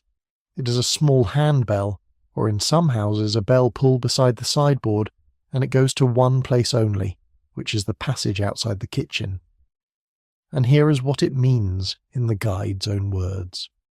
When the guests are duly helped to soup, the butler rings the dining-room bell to intimate that fish is to be dished up. This he does also after each entree and every course, that no time may be lost between the courses, long waits being considered to be very bad style, and a proof of incompetency on the part of the cook. He rings it after every single course, all evening. So the shape of the meal, from the kitchen side, is not a schedule. Nobody down there is working to a clock. They are working to a bell that comes from a room they cannot see, rung by a man who can see how fast the eating is going, and every ring means the next thing must be on its way within a few minutes. That is a genuinely elegant piece of engineering, and it is made entirely of a wire and a man's judgment. Think about what Halloran is doing while he stands behind his master's chair. He is watching a table of 9 people eat, and he is estimating. Mrs. Fenwick is a slow eater and has hardly started. The Colonel finished 2 minutes ago and is talking. There is a story being told at the far end which has another minute in it, and nobody will lift a fork until it lands. The soup plates can go shortly. Ring now, and the fish comes up the passage in 4 minutes, which is exactly right. Ring 30 seconds early, and it stands under a cover and dries. He does that 8 or 9 times a night for 8 years, and he is never wrong, and nobody at that table has any idea that he is doing it at all. And the phrase the guide uses for getting it wrong is the sharpest social judgment in the book. Long waits being considered to be very bad style, and a proof of incompetency on the part of the cook. A proof of incompetency on the part of the cook, not the butler. The cook. That is unfair, and everybody below stairs knows it is unfair, and the cook knows it best of all. And it is one of the small permanent tensions of this building that a gap between courses is blamed downstairs on the person furthest from the cause. Now the courses themselves, because the guide walks us through the whole meal and it is worth having laid out. Oysters, if they are given, come first, before the soup, with hock or chablis, then the soup.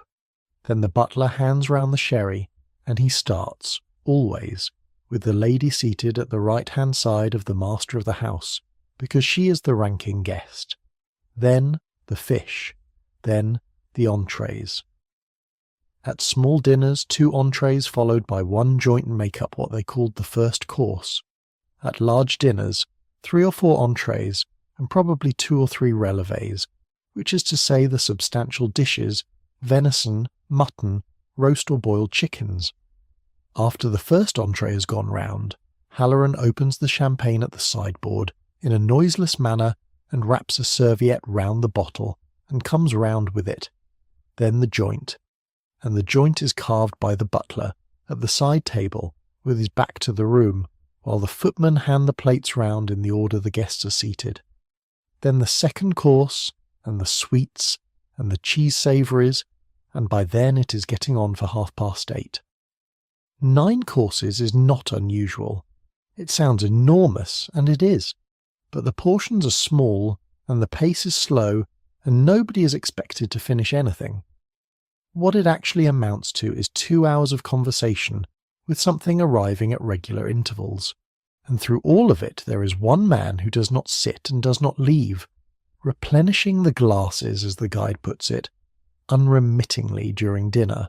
Unremittingly. That is not a small word. It means that nobody at that table ever once looks down and finds an empty glass all night and never has in 8 years.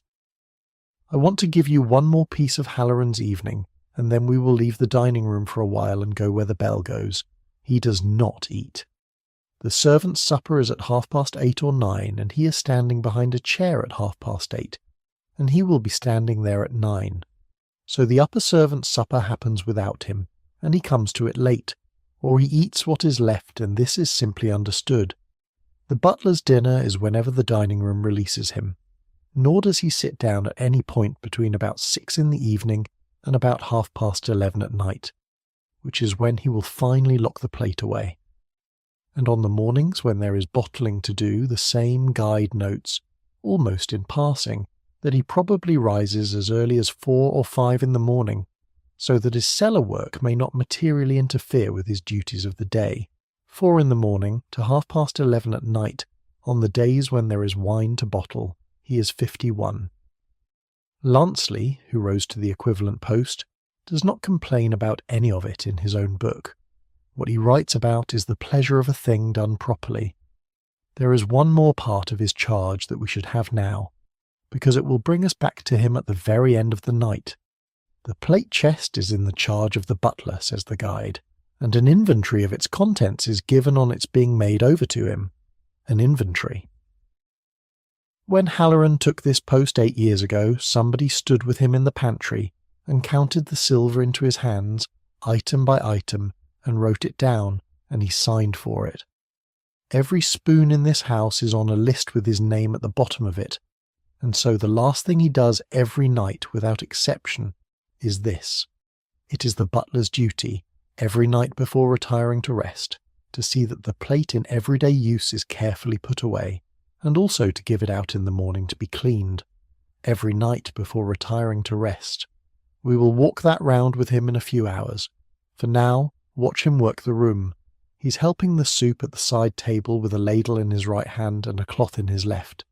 He looks up once every few seconds, not at anybody, at the table as a whole, the way a driver looks at a road. Somewhere in that glance he registers 9 glasses, 4 plates, the position of 2 footmen, the state of the fire, and the fact that the colonel has finished.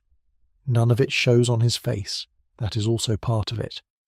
There he is now at the sideboard, wiping the neck of a bottle with a cloth folded over his arm, and down at the other end of that bell wire, in a room with a stone floor and a ceiling 2 stories high, 12 people have just started to move at once. This is the largest room in the house. That is not a figure of speech. In a house built or remodelled in this century by anybody who took Robert Kerr seriously, the kitchen is enormous, and it is often 2 stories high, because a room with this much fire in it needs somewhere for the heat to go. Kerr says it outright, that a kitchen of magnitude should be made especially lofty, 2 stories in one in important instances, and lit from above by a ceiling light. So look up first. There is a lantern of glass in the roof, black now, with the light of the room reflected in it, and it is hot, properly hot, in a way nowhere else in this building is hot, and everybody working in here has their sleeves rolled. Let us take the room slowly, because Kerr specifies it inch by inch, and the specification reads like an inventory of another world. The great fireplace is set centrally in the side wall, holding a roasting range 5 to 8 feet wide with a boiler at the back for hot water and a depth of between 27 and 36 inches. In front of it stands the roasting screen, which Kerr says will project about 3.5 feet into the room, and in the chimney above it, in Kerr's own listing of what that flue must accommodate, the smoke jack. Along another wall, the stewing stoves, 2 or 3 or 4 of them, each with a grate about 10 inches square for charcoal, which gives the low even heat that sauces need. Then the hot plate 6 feet by 2.5, then the hot closet heated from the range boiler, where plates and dishes wait so that nothing goes upstairs onto cold china. Then the bain-marie, a shallow bath of hot water 2 feet by 2.5, where finished sauces stand. The dresser runs 10 or 12 feet along the wall, with one tier of large drawers about 10 inches deep, and a back 7 feet high fitted with narrow shelves for the stoneware and the copper, the edges studded with small brass hooks for the jugs, and in the middle of the floor, the centre table, 8 to 10 feet long and 4 wide, sometimes with a slab of marble let into the top for pastry. The floor is stone because a stone floor can be flooded and swept. But Kerr adds a detail that tells you somebody was thinking about feet. A central space of wood under and around the table, he says, or a standing board about 2 feet wide, ledged, laid loose around a table or along the front of a dresser. Loose wooden boards, laid down on the stone, at the places where people stand for hours. Somebody worked out that a cook standing on stone from 6 in the morning until 10 at night will be crippled by 50, and put down boards. It is not much, it is something. And the copper. There is copper everywhere in a kitchen like this, hanging on the walls in ascending sizes, pans and stockpots and moulds, and it is copper because copper carries heat evenly and does exactly what it is told. But copper has one problem, and the household guide is very serious about it. Whenever you use copper utensils, remember it's of the utmost importance that you carefully examine the insides and see that they are properly tinned. Should the copper show ever so little, it is as well to have them retinned immediately. Copper is lined with tin, and the tin wears. Mrs. Beeton's version is shorter still. The utmost care should be taken, says she, not to let the tin be rubbed off. So every copper pan in this room is inspected, and when the tin thins, the pan goes to a tinker, and the surviving pans in country houses today still show the marks of those repairs, which is how we know how carefully they were looked after. They were valuable. You mended them. How much copper is a batterie de cuisine? At Castle Drogo in Devon they still have the moulds, and there are 374 copper jelly moulds in that one kitchen. 374 moulds, just for jelly. Now the people and the fact at the centre of this chapter. The cook is at the range and everything upstairs is hers. Around her are the kitchen maids and the scullery maid, and somewhere near the door a boy with a tray. But there is a second cook in this room, and she is the head kitchen maid, and let us say her name was Bridget. She is 22 and she earns £20 to £28 a year. And while the cook sends 9 courses up to the dining room, Bridget is cooking at the same time on the same fires, an entirely separate dinner. Because the household guide lists what she is responsible for, and the list is this. The kitchen maid cooks for the schoolroom, the nursery, the servants' hall and the housekeeper's room. 4 more tables. The children upstairs in the nursery who eat plainly and early. The schoolroom. The 20 or so people in the servants' hall who are getting cold meat, hot vegetables, bread and cheese tonight. And the upper servants in the housekeeper's room who get a hot supper and who will also receive, if the mistress of this house is generous, whatever entrees and sweets come back down from the dining room untouched.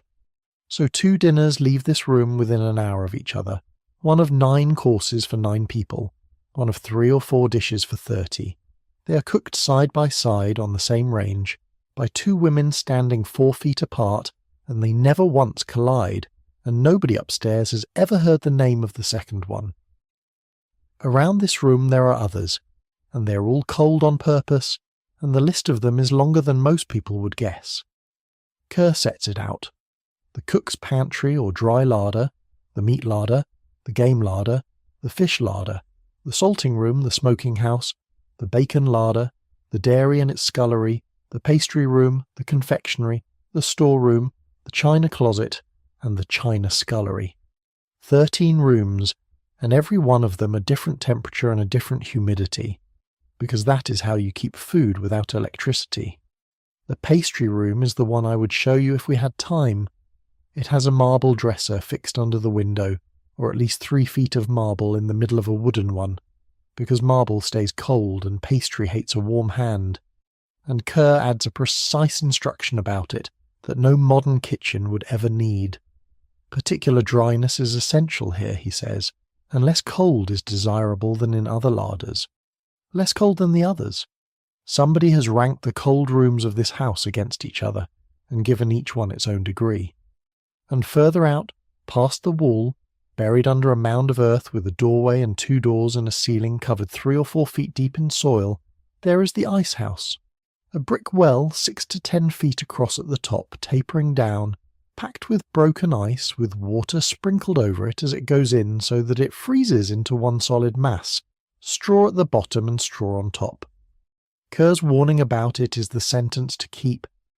In this and all else, he says, it must be borne in mind that moisture is almost more to be dreaded than warmth. Ice cut in winter, kept in a hole in the ground, to make an ice for 9 people in November. The room is loud by the standards of this house, which is to say people speak in ordinary voices and metal touches metal. It smells of hot fat and stock and coal and scalded milk. The heat comes off the range in a wall.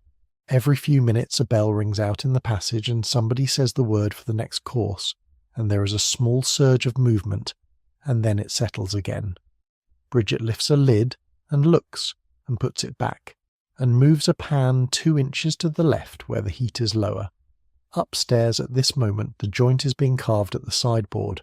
In about 40 minutes the table will be cleared for dessert, and there is a small silver tool kept for that purpose which I have wanted to show you all evening.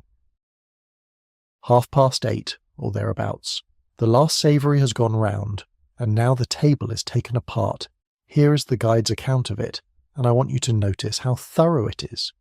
The table is then cleared of plates, glasses, carafes, salt cellars, knives and forks, and all appertaining to dinner, and the crumbs are carefully brushed off the table from the left-hand side of each person with a silver crumb scoop or crumb brush onto a silver waiter. Everything goes. Every glass, every carafe, the little salt cellars, all the silver. In a few minutes the long white cloth is bare, and then somebody comes round with a silver crumb scoop. I love this object more than almost anything else in the house. It is a small curved blade of silver, like a shallow shovel. sometimes with a matching little brush, and its entire purpose in the world is to gather crumbs off a tablecloth. It is not a general tool that happens to be silver. Somebody designed it, and a silversmith made it, and it was polished every day by a footman, and it exists so that the last quarter ounce of bread on a cloth can be removed without anybody having to use their hand. And there is a right way. From the left-hand side of each person, like everything else all evening, and onto a silver waiter, which is a small tray held underneath. Then the cloth itself, you might expect it to come off. But this manual, in 1880, is flat about it. The cloth itself, it says, is never removed for dessert. Never removed. It stays on the table, under the fruit and the finger glasses, until the room is empty. Onto the clean cloth now comes the dessert. Fruit from the glass houses and the storeroom, dried fruits, nuts, sweetmeats, and the finger glasses, and the small plates and the little knives. If there are ices, they come before the dessert, and the guide adds a rule that made me smile the first time I read it, because it is so absolute. Ices are always followed by liqueurs. Always, not usually. If there is an ice, there is a liqueur behind it, handed in small glasses on a silver waiter by the butler himself. And now the last movement of the meal, and it is Halloran's exit, and it is choreographed to the step. While dessert is being handed to the guests, the butler follows with the claret and sherry. When he has made the round of the table, he places 2 full decanters of sherry and a claret jug of claret before the master of the house, and thus, having completed the duty of waiting at table, he leaves the dining room, followed by the other servants. He sets 2 decanters and a jug down in front of one man. That is the signal, and it is a handover. From this moment the wine is the master's to pour, and the room belongs to the family alone. And then he leaves, and every other servant leaves behind him, in order, and the door closes. 2 hours, and it is over, and nobody said thank you, because that was not the form, and nobody expected it. Let us stay in the room for 1 more minute before we follow them out, because the light in it now is worth having. The candles have been burning for a little over 2 hours, and they are down by a third. The guide told us how many there would be, and it is a lovely piece of practical knowledge. About 20 wax candles would well light a dinner table arranged for a party of 16. 20 candles for 16 people.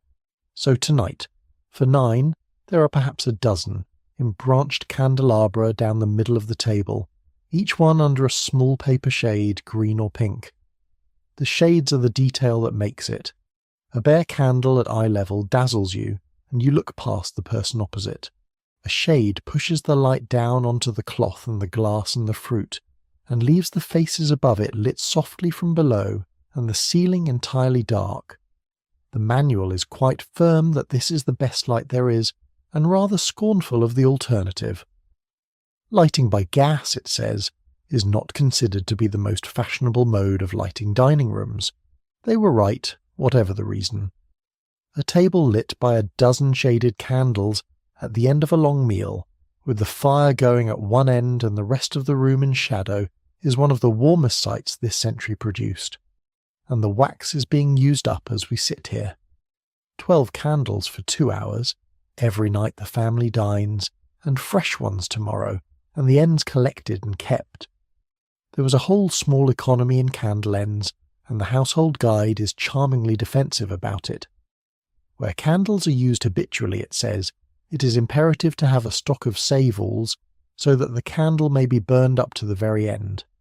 It is often said of a housekeeper, almost as a term of reproach, that she is the kind of person who looks after candle ends, but it is a proof of practical wisdom.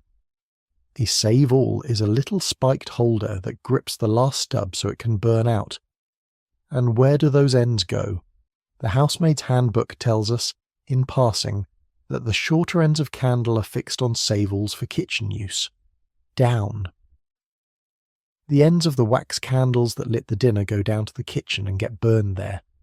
Now, I should be honest with you, because there is a neat saying about all this that you may have heard, about wax upstairs and tallow below stairs. I went looking for it in the books of the period, and I could not find anybody actually writing it. What I did find was the two facts I have just given you, the wax kept for the best occasions and the ends going to the kitchen, and I would rather hand you those than a tidy phrase nobody can stand behind. There is one more thing that happens the moment the family finally leaves this room for the night, and it happens in a rush, and the guide describes it as a single coordinated movement. When the master of the house leaves the dining room, he rings the dining room bell to intimate that the servants may take away, and then, in the book's own words, the servants enter the room together. The butler locks up the wine in the cellaret. The dessert is taken to the still room or to the housekeeper's room. The glass and plate are taken into the pantry, and the plate that has decorated the sideboard is carefully put away by the butler in the plate closet. They enter together. 4 or 5 people come through the door at once, and the room is stripped in a few minutes, each of them taking the things that are theirs to take, and none of them getting in another's way because they have done it every night for years. And the dessert goes downstairs, which is the detail worth holding. The fruit and the sweetmeats that were not eaten do not go into a bin. They go to the housekeeper's room, and some of them will be on a table in front of the upper servants within the hour. In the corridor outside, the servants who left the dining room have already dispersed. The plate is going one way, the glass is going another, and in 10 minutes, in this room, the hostess is going to catch the eye of the highest-ranking woman at the table and bow to her, and every woman in the room will stand up at once. It happens without a word being said, and I find it one of the most beautiful small mechanisms of the century. Here is how the etiquette book of 1888 sets it out. After the decanters have been passed once around the table, or about 10 minutes after the servants have left the dining room, the hostess should give the signal for the ladies to leave the dining room by bowing to the lady of highest rank present, seated at the host's right hand. A bow, not a word, not a rising, not a glance at the door. The hostess inclines her head to one particular woman, and that woman knows it is meant for her, because she knows she is the ranking guest, because everybody in the room has known that since the pairing was announced 2 hours ago, she should then rise from her seat, as should all the ladies on seeing her do so. So the signal passes from one person to 8 in about a second and a half, silently, and the room stands. The gentlemen should rise also, and remain standing by their chairs until the ladies have quitted the room, which they should do in the order in which they have entered it, the lady of highest rank leading the way, the hostess following last. The same order as coming in, which means Constance goes out near the back again, and her mother goes out last of all, because the hostess leaves her own dining room last, and the host, or the gentleman nearest the door, should open it for the ladies to pass out and close it after them. Then the door is shut and the room is 2 rooms, the men close up. When the ladies have left the dining room, says the book, the gentlemen should close up as near to the host as possible so as to render conversation general. They physically move their chairs up the table so that everybody can hear everybody, which is the first genuinely informal thing that has happened all evening, and they do not stay long. This is the change that everybody at that table has lived through, and the book is quite pleased about it. It is not now the fashion for gentlemen to sit over their wine beyond 15 or 20 minutes at the utmost, instead of as formerly from 3/4 of an hour to an hour, a change much appreciated by hostesses. A change much appreciated by hostesses. You can hear a whole generation of women in that clause. An hour, alone in the drawing room waiting while the men drank, and now it is 20 minutes, and everybody agrees it is an improvement. The wine they drink in that 20 minutes is fine claret, not the dinner claret and not port, whatever the pictures suggest. Then the host offers cigarettes, which are smoked before the gentlemen join the ladies, and then he rings the bell for coffee and they go through. Now come with the women, because that is where Constance is, and this is her part of the evening. The drawing room has been sitting empty and lit and warm for 2 hours. Somebody built up the fire in it half an hour ago and left again. The lamps are turned exactly right. It is at this precise moment the pleasantest room in England, and 8 women walk into it and sit down. Coffee comes almost immediately, and the way it is served is one of those details that tells you which house you're in. The cups come on a silver salver, poured already. with the cream jug and a basin of crystallized sugar. But in large country houses, says the manual, coffee is sometimes brought in a silver coffee pot, and the lady would then pour out her own coffee, the servant holding the salver the meanwhile. So a footman stands quite still at arm's length, holding a tray at the exact height of a hand, while a woman pours her own coffee onto it. It takes a few seconds. He has been standing since 7. Then the half hour, and here is the rule that shapes what Constance does with it. The various guests would converse with each other, says the book, or there would perhaps be someone present who would play or sing, or at a country house dinner party, round games of cards would be played. But at a ceremonious dinner party, neither music nor cards would be introduced. Tonight is a ceremonious dinner party. There are guests of rank in the house, so the piano stays closed, and that is worth a moment, because the piano is the one place a girl of 19 in this position is allowed to be good at something in public. She has practiced for years. It is, in a real sense, her only stage. And on the nights when the house is at its grandest, the stage is shut, and she talks instead about the weather and the neighbours and her aunt's health for half an hour to women 30 years older than she is. She does it well. She was raised to do it well.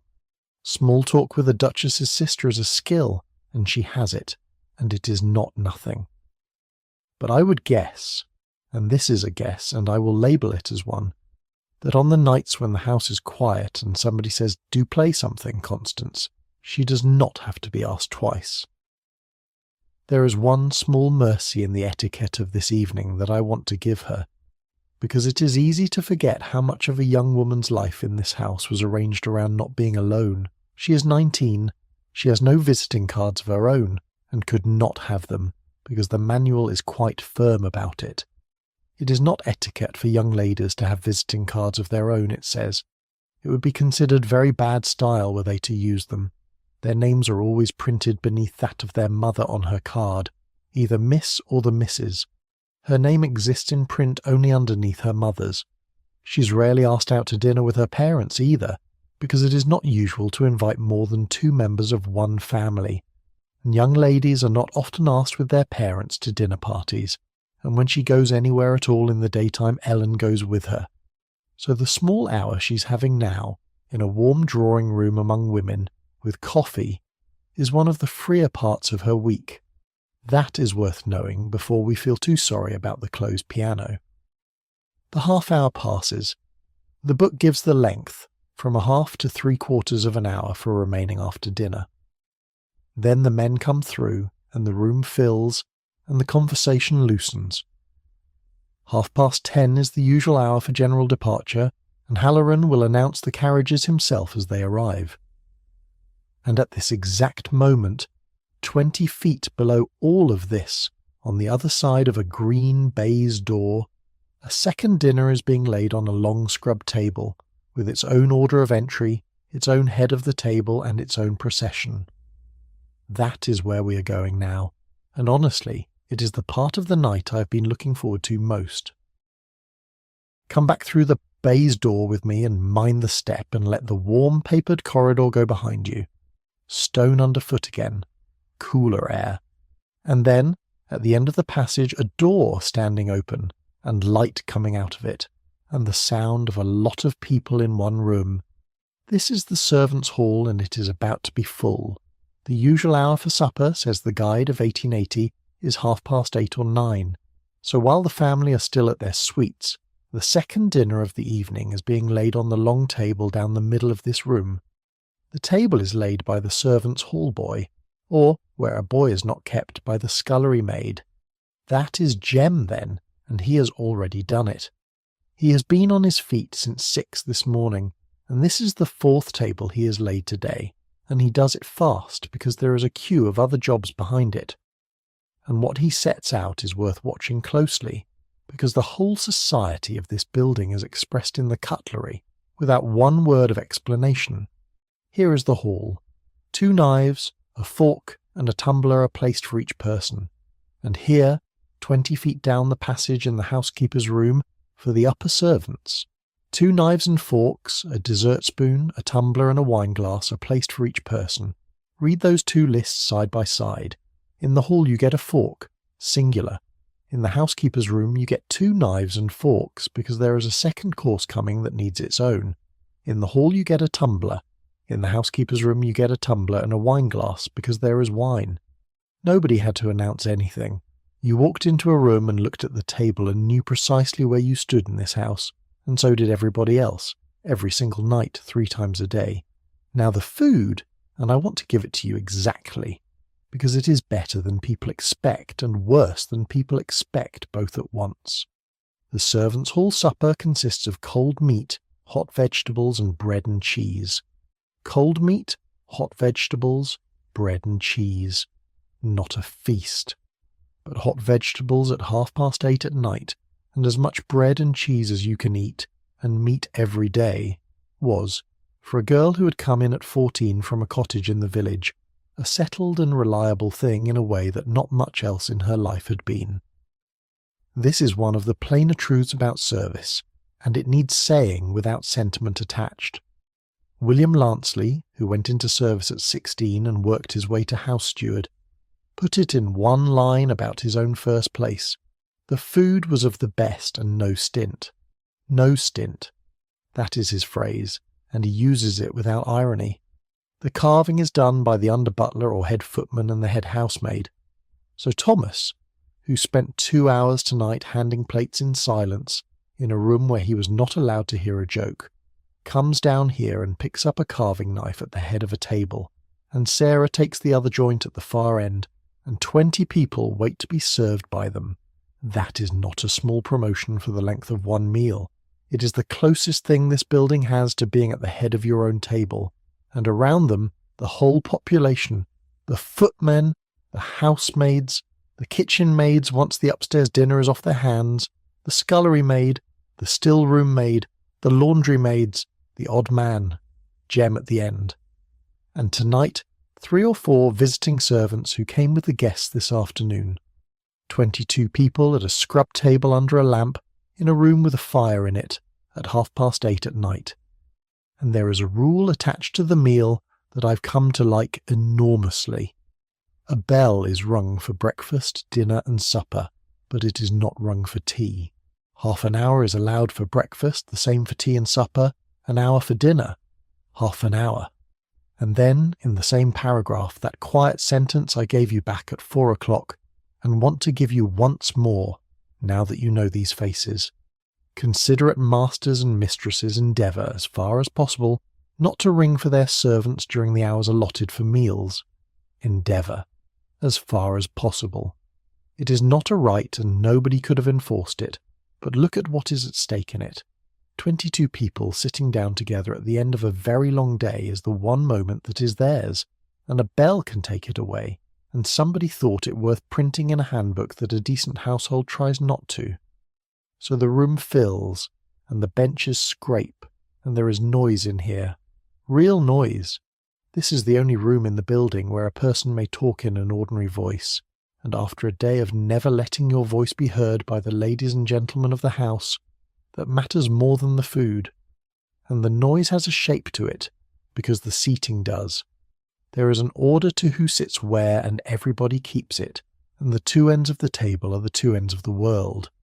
But within it there is gossip, and there are jokes, and there is somebody teasing Jem about something, and somebody defending him. Kerr's architectural specification for this room lists its fittings, and reading it now, with the room full, it becomes something other than a list. The centre table for meals, a side table or a dresser, closets, pin rails for hats and cloaks, a jack towel roller, perhaps a small bookcase, and sometimes a closet subdivided into private lockers for certain of the servants. A bookcase. Somebody put books in the servants' hall and somebody read them, in the half hour after supper, at that table, by that lamp. There is one more thing on that table which is not food, and it runs straight through the middle of the room. Lansley noticed it as a boy and never forgot it, and here is how he puts it. Tea was provided at breakfast for the women servants and beer for the men. I was not rated as a man, but was allowed tea with the women servants, and was duly railed at by the other men. I was not rated as a man. He is 16. He is doing 16 hours a day.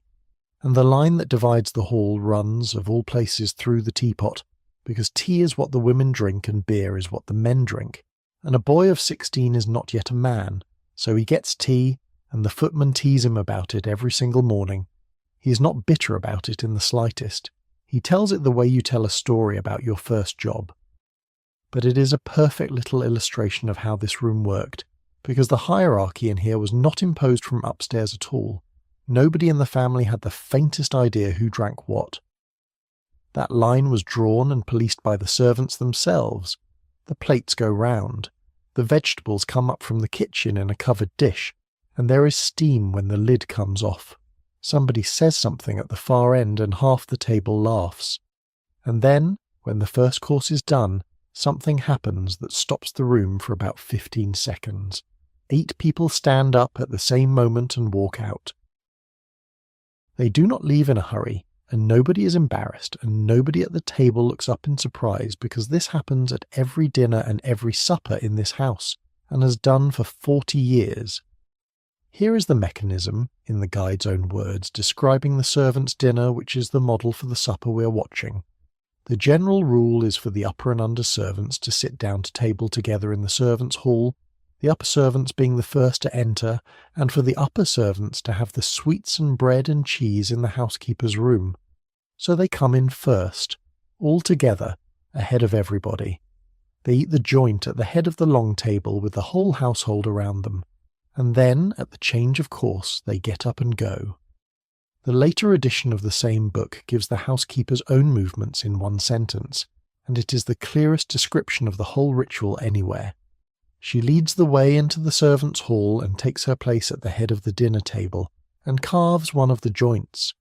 She then leads the way to the housekeeper's room, and takes the head of the table and helps the sweets or cheese. She leads the way in, and she leads the way out. Mrs. Aldridge does this twice a day and has done for 11 years, so watch it happen.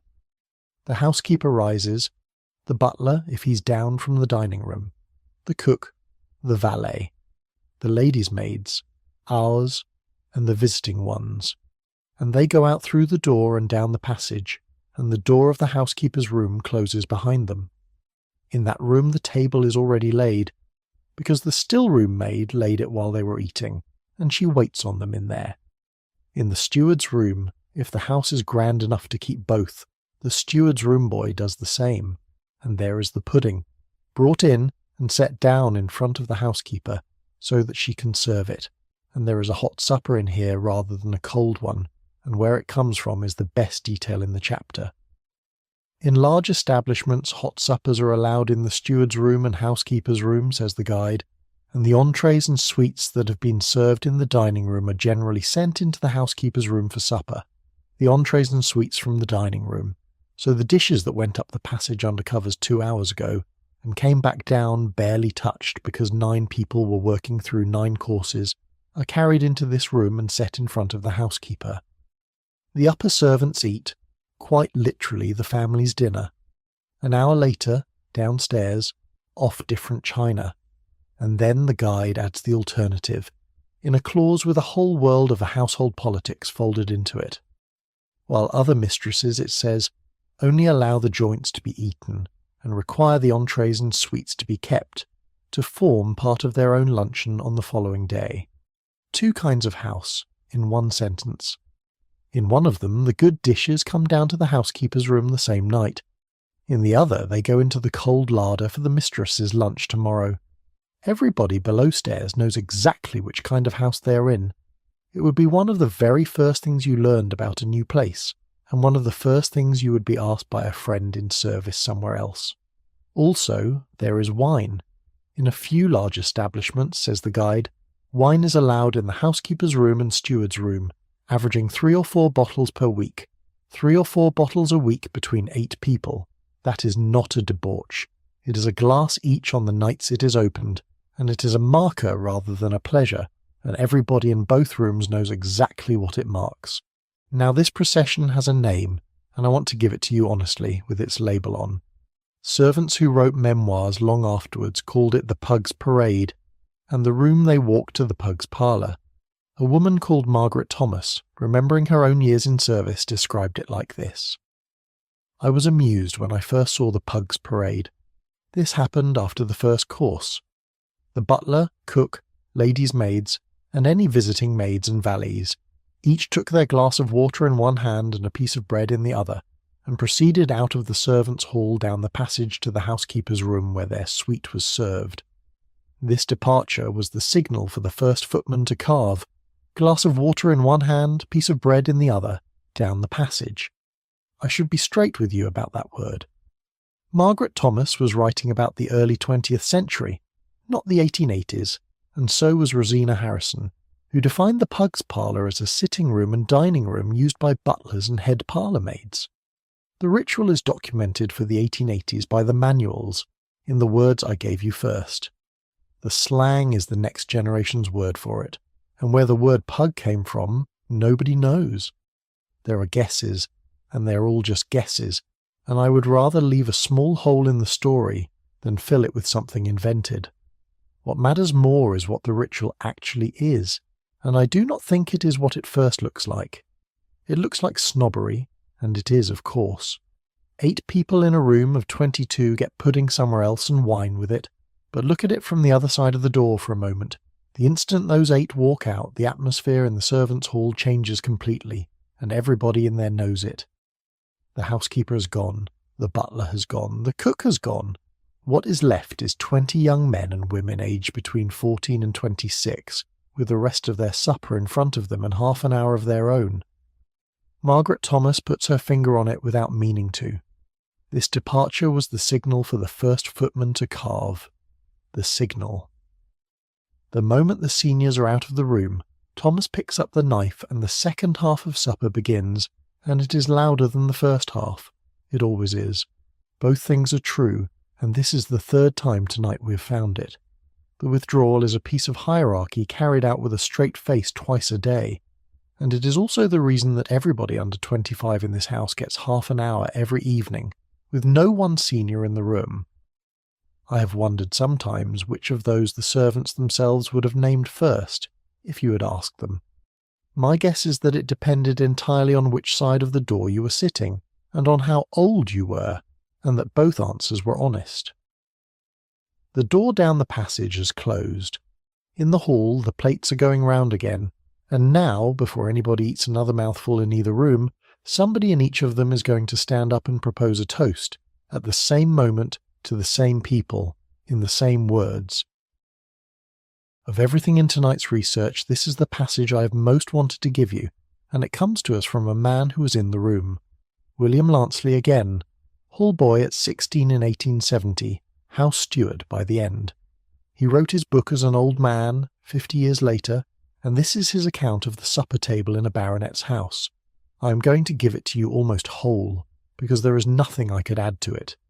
The under-butler sat at the head of the table in the servants' hall when in Scotland, while the coachman did this when the family was in residence at their country seat in England. The food was of the best and no stint. Wine and whisky were provided for the upper servants in the steward's room, beer and old ale for the servants in the hall. The healths of Sir H. and my lady were drunk every night, in both rooms, the butler proposing it in the steward's room, and the under-butler proposing it in the servants' hall. A rap on the table, then in a reverential tone came the toast, Sir H. and my lady. With all my heart, was the response. The second toast given in old families is the young family, but as there was no young family's health to propose, it was substituted by another, our noble selves. It was the custom to fill a half-pint horn and drain it off for each toast. The ale was strong, 2 horns were as much as could be taken in safety, which put some of the drinkers in a merry mood for the rest of the evening. Let us take that apart slowly, because there is a great deal in it. First, the timing, every night, in both rooms, at the same moment. So the 8 who have just walked down the passage and the 20 who stayed behind do the same thing, in 2 rooms, out of sight of each other, and both rooms know the other is doing it. Then the sound, a rap on the table, Somebody knocks once on the wood and 22 people stop talking. Then the tone, and this is Lanceley's own word, and it is the one that gives the whole thing away. In a reverential tone came the toast. Reverential, not dutiful, not sarcastic, not performed. He's remembering a room in which the toast was meant. Then the words, Sir H. and my lady, and the answer, which 20 voices give together, with all my heart, with all my heart. Every night, for years, in a stone-floored room at the back of a house, by people earning between £6 and £80 a year. Now, I know what the modern ear does with that, and I want to slow it down rather than argue with it. It is possible to hear that toast as deference drilled into people, and there is truth in that reading, because nobody in that hall chose the custom, and nobody could have declined it without consequence. But listen to the second toast, because that is where these people's own voices come through the floorboards. In old families, the second toast is the young family, the sons and daughters of the house. In Lanceley's house there were no children, so they had a gap in their own ceremony, and they filled it themselves, and what they put in it was this: our noble selves, our noble selves. 22 servants raising a horn of ale to themselves in their own room, with a completely straight face, and, I would bet everything I own, at least 3 people trying not to laugh. That is not deference. That is a joke made by people who understood the form so well that they could complete it themselves, and it survived long enough for an old man to write it down half a century later because it had delighted him. Then the vessel, which is wonderful in its own right. Not a glass. A horn. Lanceley describes the drinking arrangements of his first house exactly. The beer was drawn from 70-gallon casks into a leathern jack, and drunk from pewter and ordinary beer horns. A fine of a penny was enforced if a man drank from a glass. A fine of a penny if a man drank from a glass. Read that twice. The rule is not that they were denied glasses. The rule is that they fined each other for using one. That is a servants' hall rule, made by servants, policed by servants, about their own table. Glasses for upstairs. Down here we drink from horn and pewter, and if you get above yourself, that is a penny. A leathern jack is a great jug of stitched and waxed leather, which sounds impossible until you picture it, and it is the vessel Lanceley names, and the horn holds half a pint, and you drain it in one for each toast, and there are 2 toasts, which is a pint of strong ale on a full stomach at 9 in the evening, at the end of the working day. Lanceley's judgment on the consequences is beautifully dry. 2 horns were as much as could be taken in safety, which put some of the drinkers in a merry mood for the rest of the evening, as much as could be taken in safety. He is not disapproving. He is a man remembering the exact edge of an evening. There is one other thing Lanceley tells us about this room, and I will put it here because it belongs with the toast. Once a year, this hall became something else entirely. The servants' hall was a very large room and made a capital ballroom. A servants' and tenants' ball was given annually, opened by Sir H. and her ladyship, Sir H. leading off with the housekeeper and my lady with the butler, in the old country dance hands across and down the middle. The baronet dances the first dance with the housekeeper.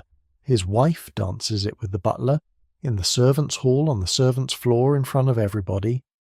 It happened once a year, and it did not change anything, and I'm not going to pretend that it did, but it happened, and people saved their wages for months to have something new to wear to it, and the accounts of these balls that survive have them running into the early hours, with the polka a particular favourite, and the family going up long before the dancing stopped.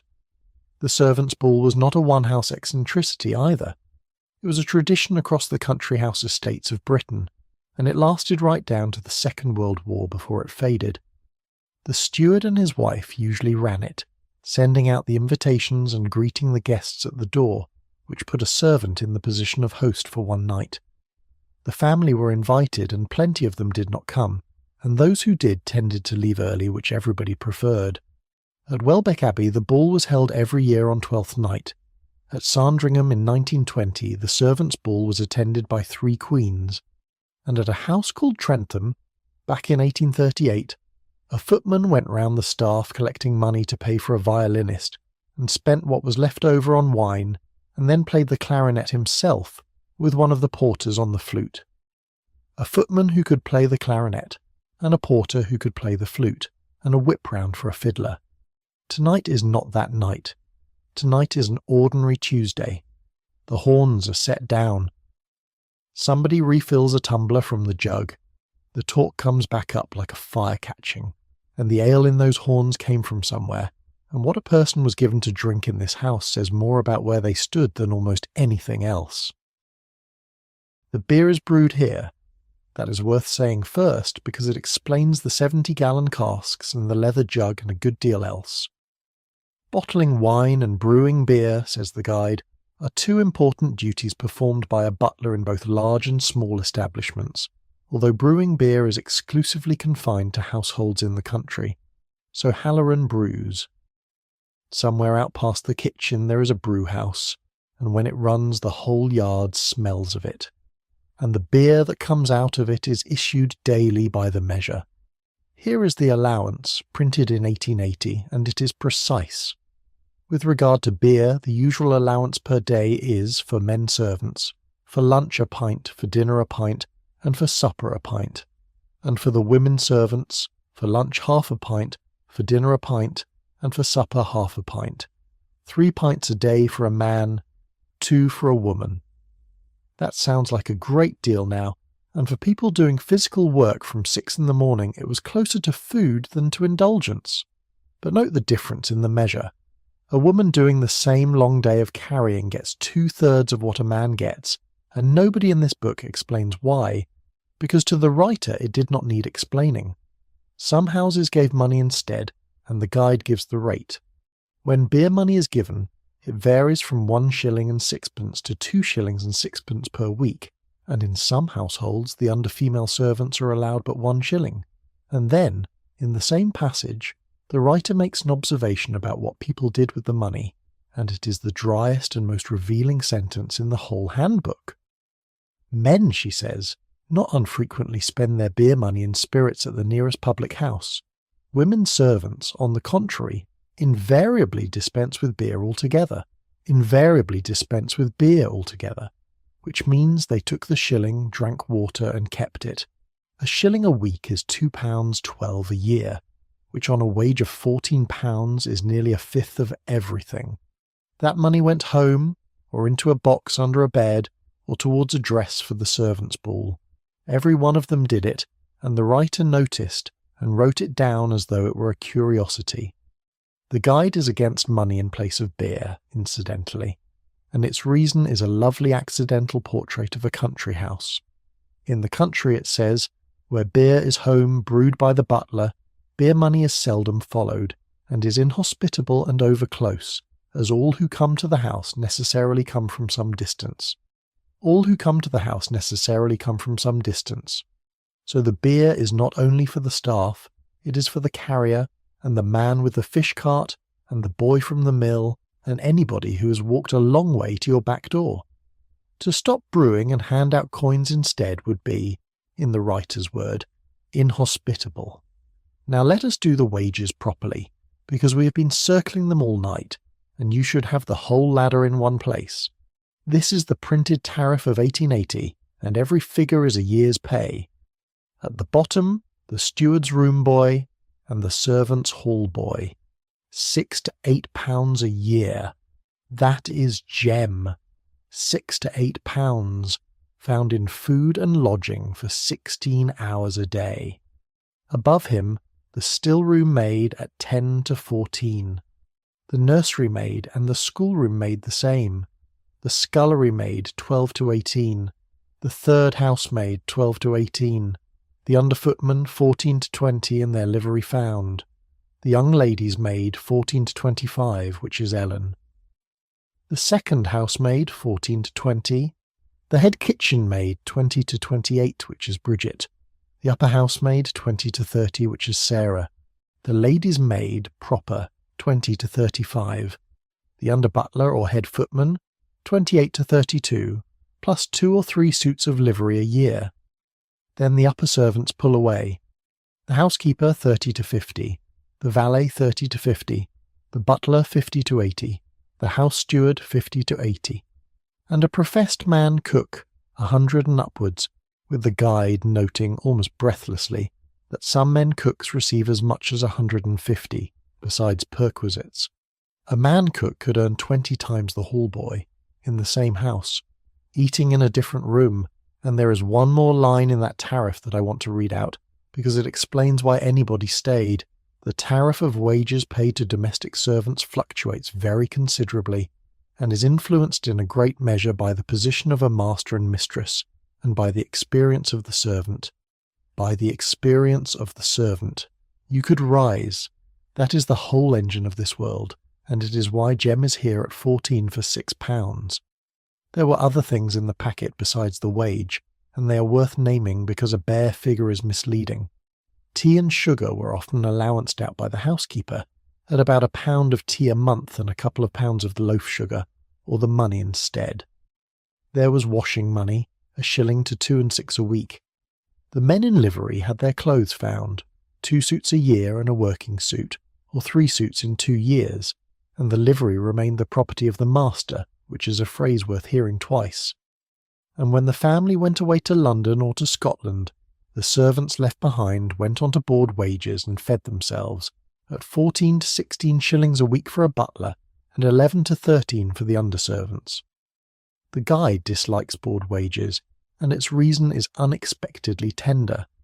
It renders servants in a way independent of their masters and mistresses, it complains, and they lose the feeling of being members of one household. Members of one household. That is the writer's own phrase for what she thinks is being lost, and whatever else it is not a description of employees.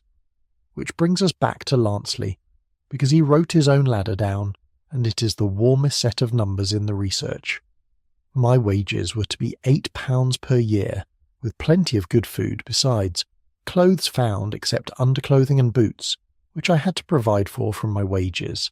Then, the next year. Next year my wages were raised to £12, and I felt myself a millionaire.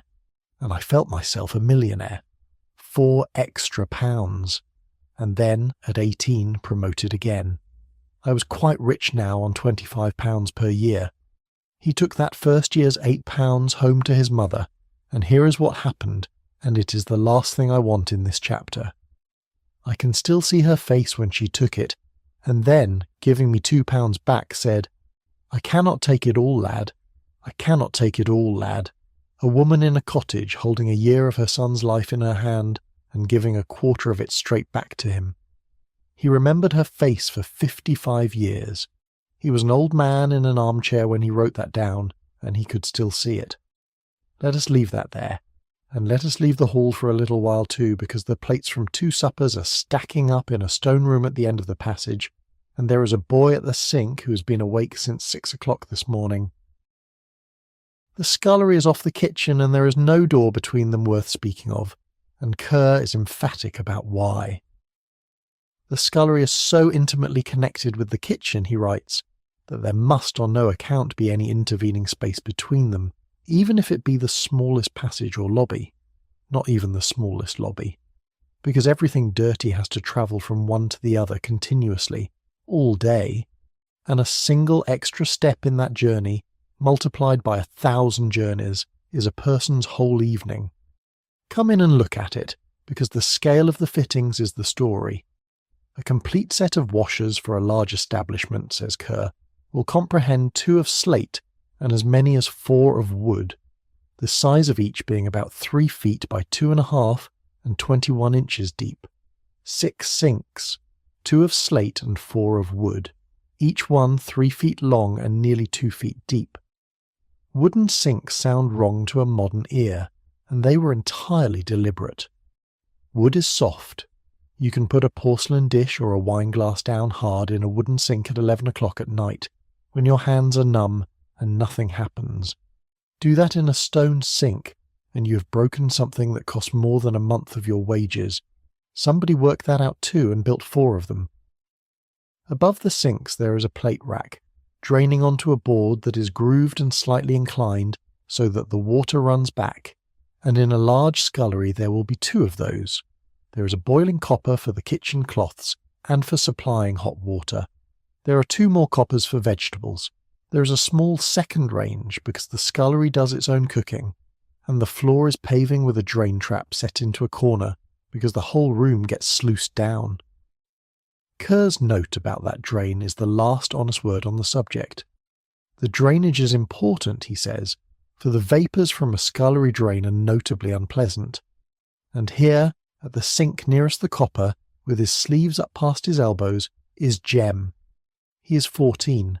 He has laid 3 tables today and cleared them. He has cleaned 20 pairs of boots this morning. He has carried coal and knives and trays. He has been up and down the passage all evening carrying things for people 2 ranks above him. And now, at 9:45 at night, he is washing up after 22 people. The handbook for housemaids has a line about how this work should end which I find quietly beautiful, because it is about a courtesy between 2 people who will never discuss it. Every individual thing must be put into its place in the pantry before she goes upstairs, it says, that all may be out of the way of dirt and breakage. The tray must be well rubbed with a wet cloth first, and then with a dry one, and put by in the pantry with its face to the wall. And then this, it is due to the cook to give the dresser a wipe down, that it may be left, without slop or crumb, for her purposes. The cook should never have to complain of having to wipe down after the housemaid. It is due to the cook. That is not a rule imposed by anybody upstairs. Nobody in the family will ever inspect a dresser at 10 at night. That is one worker's obligation to another, written down as a duty. Leave the surface clean, because at 6 o'clock tomorrow morning somebody else has to start work here, and it should not be your mess she starts with. So Jem wipes down the dresser at the end, and he does it properly, because Bridget will be at it before he's awake. Now let us do the length of his day honestly, because we have been circling it. We have his exact equivalent, in Lanceley's own words, from his first place at 16, and I'm going to give you the whole of it, because reading it slowly is the only way to feel it. My duties, which started at 6 o'clock in the morning, were as follows. First, light the servants' hall fire, clean the young ladies' boots, the butlers, housekeepers, cooks and ladies' maids, often 20 pairs altogether. Trim the lamps, I had 35 to look after, and all this had to be got through by 7:30. Then lay up the hall breakfast, get it in, and clear up afterwards. My day's work followed on with cleaning knives, housekeeper's room, silver, windows, and mirrors. Lay up the servants' hall dinner, get it in and out, and wash up the things. Help to carry up luncheon. Wash up in the pantry. Carry up the dinner to the dining room, and when extra people dined, wait at table. Lay up the servants' hall supper, clear it out and wash up. And then the sentence that everything in this video has been walking towards. This brought bedtime after a day's work of 16 hours.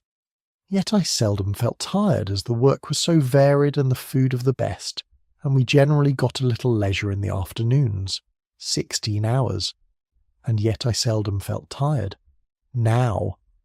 We could take half of that sentence and leave the other half, and I do not think we should. So let us hold both. 16 hours is 16 hours. A boy of 16 doing that 6 or 7 days a week at £8 a year is a fact, and it does not need softening. There is no arrangement of words that makes it a light day. And also, he wrote it in 1925 as an old man, unprompted, with nobody to please, and what he chose to say about it was that the work was varied and the food was good and there was usually a bit of the afternoon that was his. He's not asking us to be angry on his behalf. He is describing a life he was, on balance, glad to have had. Both true. Both his. And he is the only one of the 2 of us who was actually there. The last of the water goes down the trap. The plates are up on the rack. The copper is banked. Jem dries his hands on the jack towel by the door and goes back along the passage to the hall. And the room he walks into is not the room it was an hour ago. It has gone quiet, the lamp is turned down. 4 or 5 people are still at the table, not talking much. Somebody has a newspaper that came into the house 3 days ago. Somebody else is mending a stocking. The fire is low and nobody has built it up because at this hour of the night there is no point. That is one of the loveliest half hours in this whole building, and almost nothing happens in it. And then, from far off, through 2 doors and a long passage, a bell rings in the front of the house. Upstairs, the family are standing up. 10:30, and the carriages are coming. 10:30 is the usual hour for general departure, says the etiquette book, and the butler announces the several carriages as they arrive to the guests in the drawing-room. So Halloran, who has been standing since 7, now takes up a position near the drawing-room door, and as each carriage comes up the drive and a boy runs in from the yard to tell him, he steps in and says the name, quietly this time, to the right person. The Fenwick's carriage. And a pair of guests begin the long business of leaving. Out in the cold under the portico there are lamps lit on the carriages and horses breathing steam, and men who have been sitting out there in the dark, and that is a whole other chapter of the night that we are not going to follow tonight, except to say that they were there.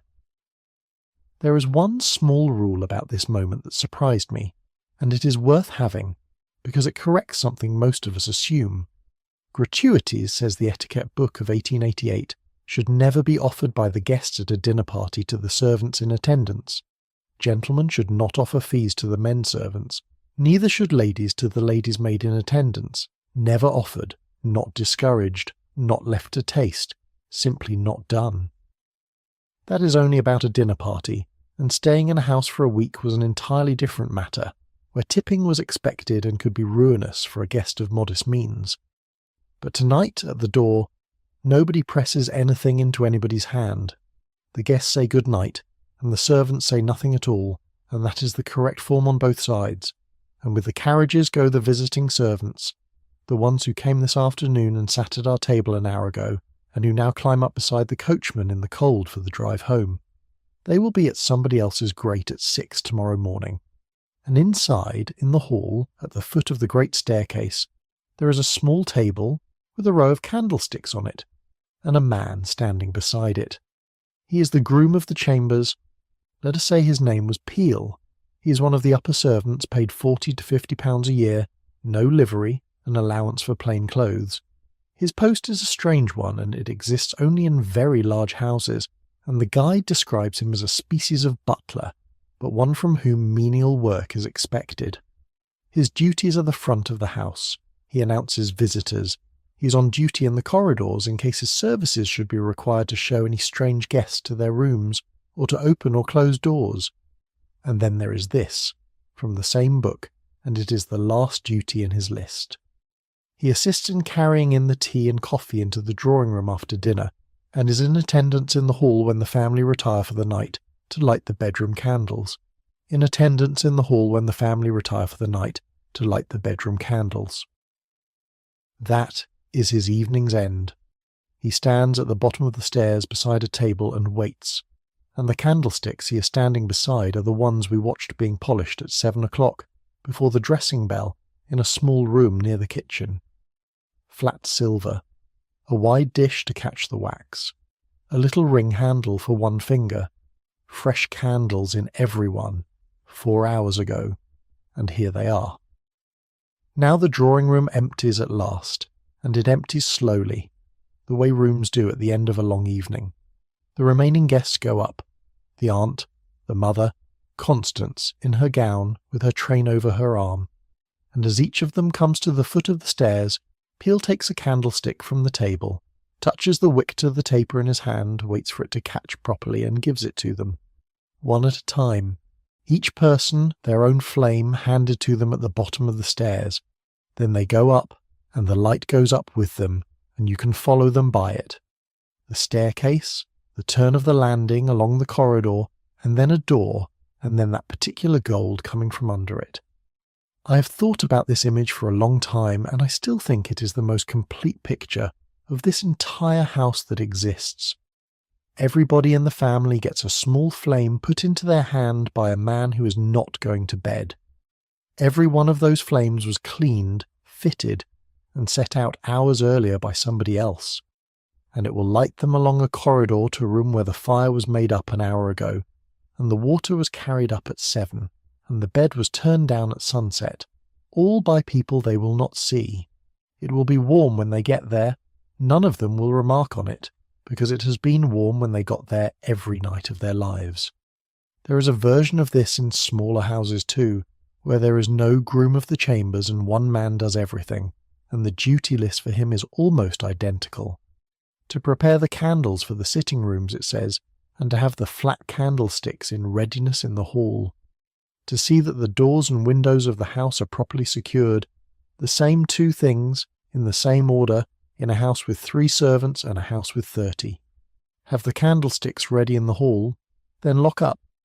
Whatever else changed between one English household and another, that ending did not. There is a sentence in the household guide about this hour, from the other direction, and I want to put it next to that. Considerate employers, it says, will dispense with a housemaid's attendance by 10 o'clock, bearing in mind her morning duties. Sarah has been released. She went up half an hour ago. She will be up at 6. So the 2 staircases of this house are both in use at almost the same moment tonight, and they go in opposite directions. The front stairs, wide and shallow and carpeted, carrying 8 people up to warm rooms with candles in their hands, and the back stairs, stone and narrow and unlit, carrying a woman up to a small room under the roof with no fire in it. Both of them are going to bed. That is the only thing this house does the same way twice. Pill snuffs his taper. The last candlestick has gone from the table. The hall is dark except for one lamp, and above him the house is quietly filling with small separate lights. The fire is banked. The candle is set ready.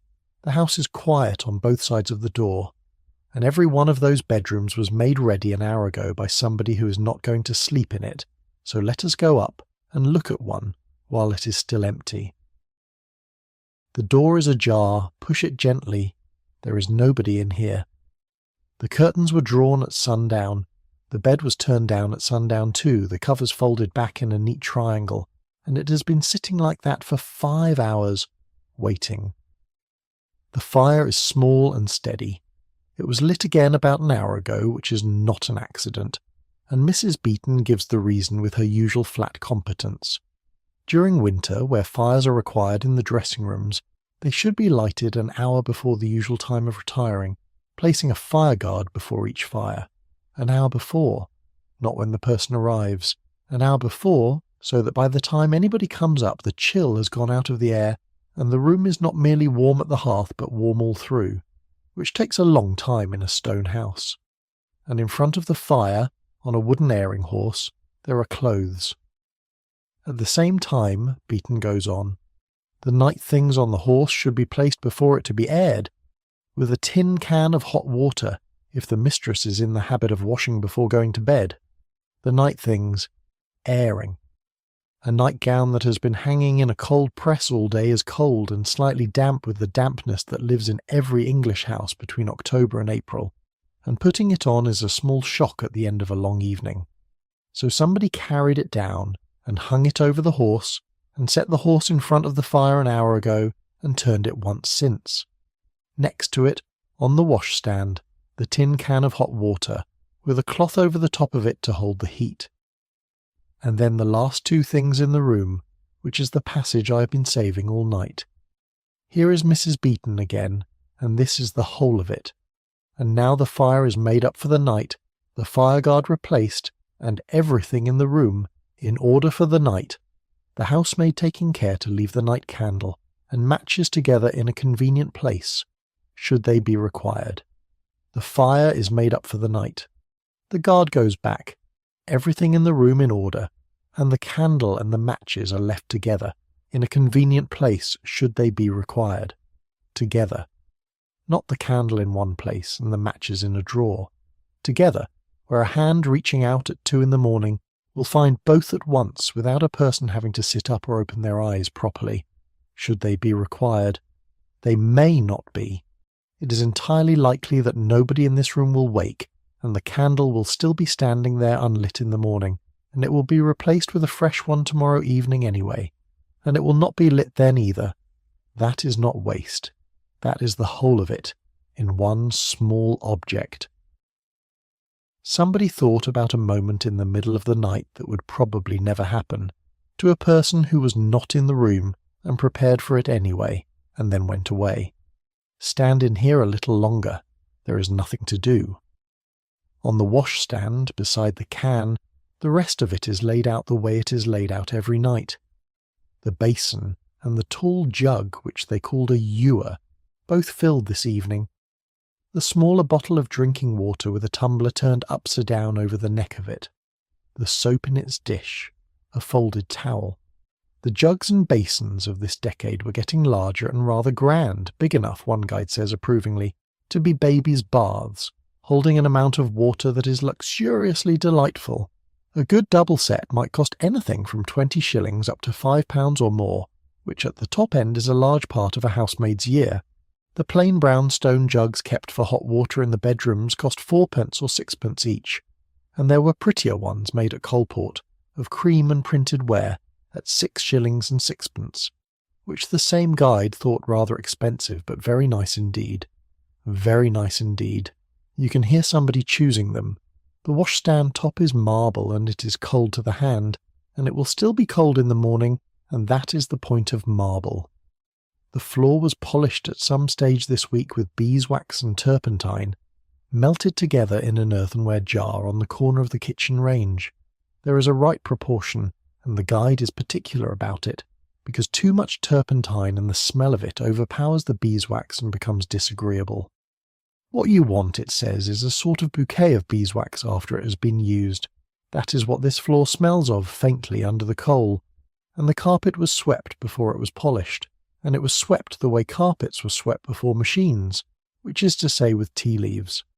Before sweeping the carpet, says Mrs. Beeton, it is a good practice to sprinkle it all over with tea leaves, which not only lay all dust but give a slightly fragrant smell to the room. Damp leaves catch the dust instead of raising it, and they leave the faintest tea smell behind them for a day. So the room you are standing in smells of coal, and beeswax and clean linen, and very distantly of tea. The fire moves. The airing horse throws a long shadow up the wall, and the shadow shifts when the coals shift. Out beyond the curtains it is entirely black, and there is a wind somewhere in the park. In here there is a small fire behind a guard, and a bed turned back and a can of water going gently cold under its cloth, and the whole room has been arranged by somebody who left 20 minutes ago to receive one tired person. There is a version of this room on every floor of this house tonight. 8 of them, one for each member of the family and each guest, all done the same way, all empty, all warm, and there is one more up under the roof at the top of the stone stairs, and it has no fire in it at all. We will go up there before the night is over, and it will be all right when we do. The fire is banked. The candle is set ready. The house is quiet on both sides of the door. There is a footstep on the landing and a hand on this door, so let us go and let us go down, because there is one man still moving on the ground floor, and he is the last one down there. The dining room is dark now, except for one lamp he's carrying. The cloth has gone. The table is bare and enormous. The chairs are pushed in.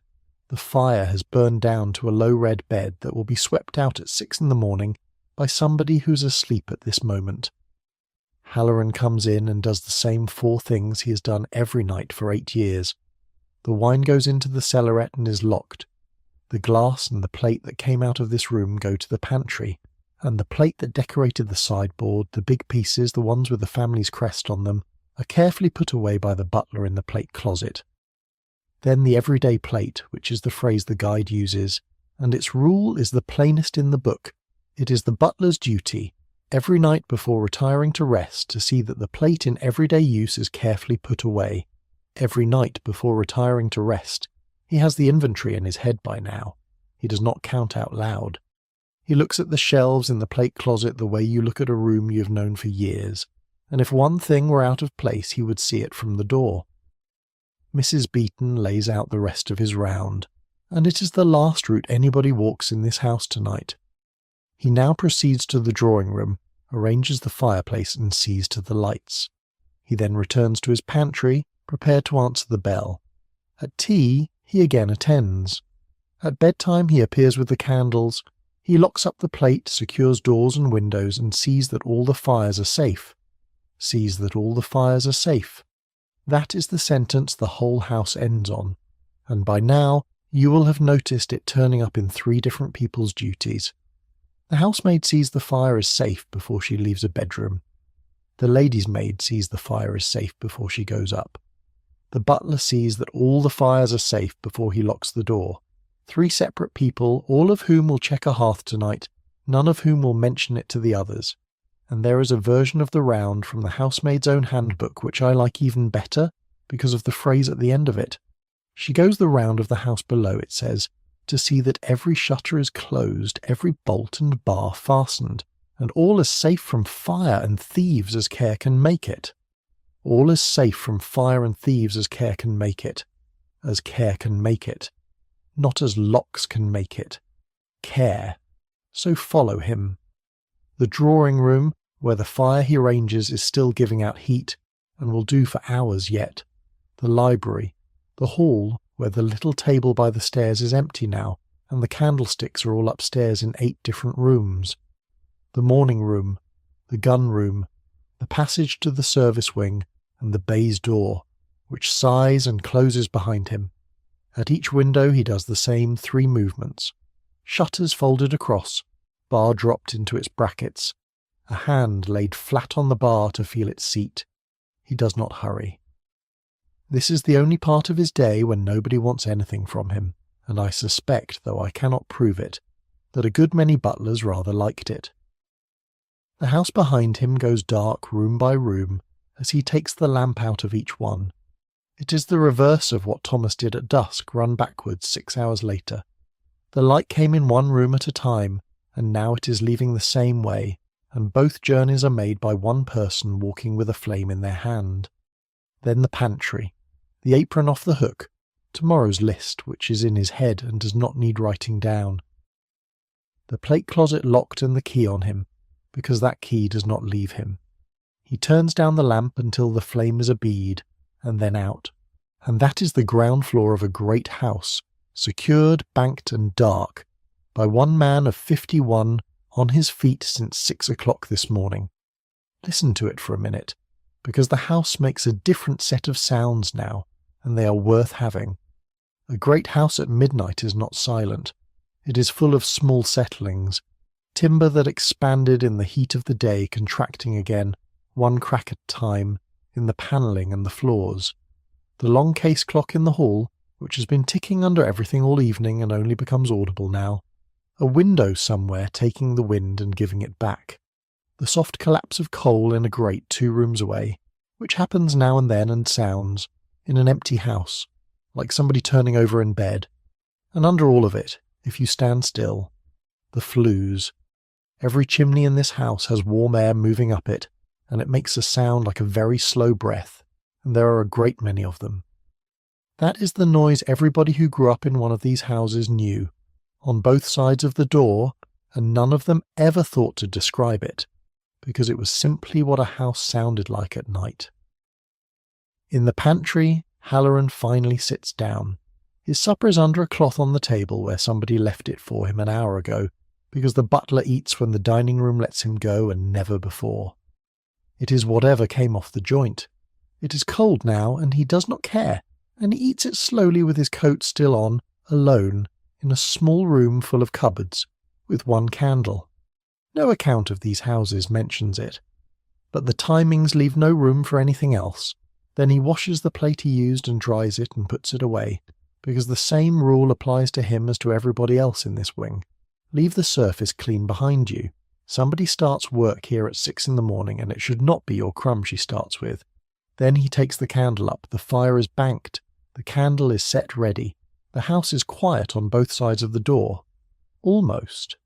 Because there is still one light burning in this building, and it is a small one, and it is a long way up. She is sitting by the window in the little room next to Constance's, with one candle and a work basket, and she has been here since the family went into dinner. Ellen, 19, 14 to 25 pounds a year. Here is the sentence about her that I have carried around since I first read it, and now that you know her evening, I can finally give it to you. The leisure accorded to ladies' maids consists principally of the evening hours from 8 o'clock until bedtime. Her leisure is the evening hours, from 8 o'clock. Now hold that against everything we have watched tonight. Dinner is announced at 8. The family sit down at 8. The ladies withdraw at about 8:30. The carriages come at 10:30, and the mistress or the young lady comes upstairs whenever she comes upstairs, which tonight will be somewhere near midnight, and after a ball would be 2 or 3 in the morning. So her free time begins at exactly the moment the house's evening begins and ends when it does. Her leisure is a wait. The handbook is not being cruel incidentally. By its own lights it is being accurate. She's not on her feet. Nobody's ringing for her. She's sitting down in a warm room with a candle, and by the standards of the scullery that is genuine ease. But she cannot go to bed, and she cannot go downstairs and stay downstairs, and there is a bell on the wall that will go at some point in the next 4 hours. So she sews. That is what fills it, and the guides are quite specific about the order of work. Mending first, always. This will consist chiefly in mending, says Mrs. Beeton, which is first to be seen to. Everything, except stockings, being mended before washing. Plain work will probably be one of the ladies' maid's chief employments, then the remaking, which is the real craft. She will also, if she has her mistress's interest at heart, employ her spare time in repairing and making up dresses which have served one purpose, to serve another also, or turning many things, unfitted for her mistress to use, for the younger branches of the family. Turning a dress is a proper skill. It means unpicking a garment entirely, reversing the cloth so the faded side goes inward, and building it again. It takes many evenings. Nobody upstairs sees it happen. What they see is that a gown that was tired in the spring is somehow fresh in the autumn, and the guide says plainly that this is what she is judged on. The economy of her mistress's wardrobe is a great test of a lady's maid's skill, it says. A servant that is apt at these suggestions deserves better wages than one who is not so skilled. Then there is the ironing out, which is tonight's particular job, and it is a lovely one. A lady's maid will have a great deal of ironing out to do, says Beeton, such as light evening dresses, muslin dresses, and so on, which are not dirty enough to be washed, but merely require smoothing out to remove the creases. Not dirty enough to be washed, merely require smoothing out. So there is a skirt board on the table, covered in a clean piece of flannel, and a flat iron heating somewhere, and she is working the creases out of something that was worn twice this week and will be worn again on Friday. And then the small chemistry, which is where this trade becomes almost alchemical, and I want to give you 2 of the recipes as they are printed, because they are so pleasingly odd. For kid gloves. Put the gloves on a wooden hand, soled for the purpose of the size required, and rub the spots with a little stale bread. If the gloves are greasy, they will require benzol applied with flannel. Stale bread. On a wooden hand, kept in a drawer, the size of your mistress's, so that a glove can be cleaned while it holds its shape. And the cleaning agent is yesterday's loaf. The same trick does white satin shoes. If but slightly soiled, says the guide, they are readily and easily cleaned by simply rubbing them with stale bread. And then the great one, which is for black silk, and which is the closest thing in this house to a spell. Spread the silk on a clean ironing board, and sponge it with nearly a dry sponge dipped in a mixture of beer and water and ammonia, in the proportion of a pint of cold water to a teacup full of stout or porter, in which has been dissolved a lump of salts of ammonia as big as a hazelnut. When nearly dry, take the silk off the roller, shake it out and roll it again, repeating the rolling and shaking till the silk is quite dry. Do not on any account use an iron, and the silk will thus look nearly as good as new. A teacupful of stout, a lump of ammonia the size of a hazelnut. Roll, shake, roll again, and on no account an iron. Somebody discovered that. Somebody discovered every one of these by ruining something, and then told somebody else, and it travelled from maid to maid across the country until a publisher wrote it down. And when the dresses are done, they go away properly in bags. Each dress in a separate bag made of brown holland, says the guide, and the bag should be at the very least half a yard longer than the dress, to prevent dust from penetrating through the opening.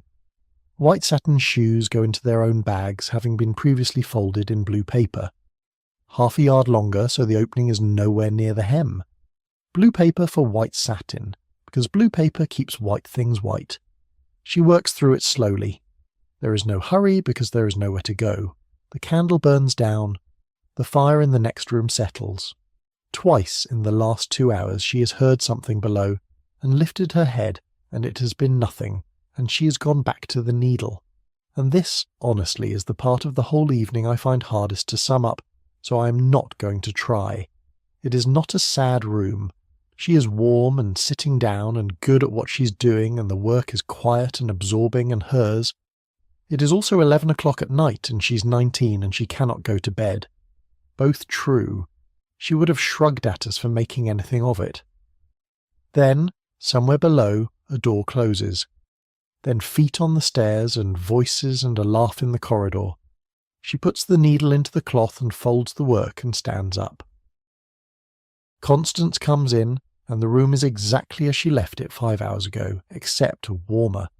Here is the whole of the end of Ellen's day, in Mrs. Beeton's words, in one sentence, and it is worth hearing all at once before we watch it. The evening duties of a lady's maid are pretty nearly a repetition of those of the morning. She is in attendance when her mistress retires. She assists her to undress if required, brushes her hair, and renders such other assistance as is demanded. Removes all slops, takes care that the fire, if any, is safe before she retires to rest herself. Take a moment with the order of that.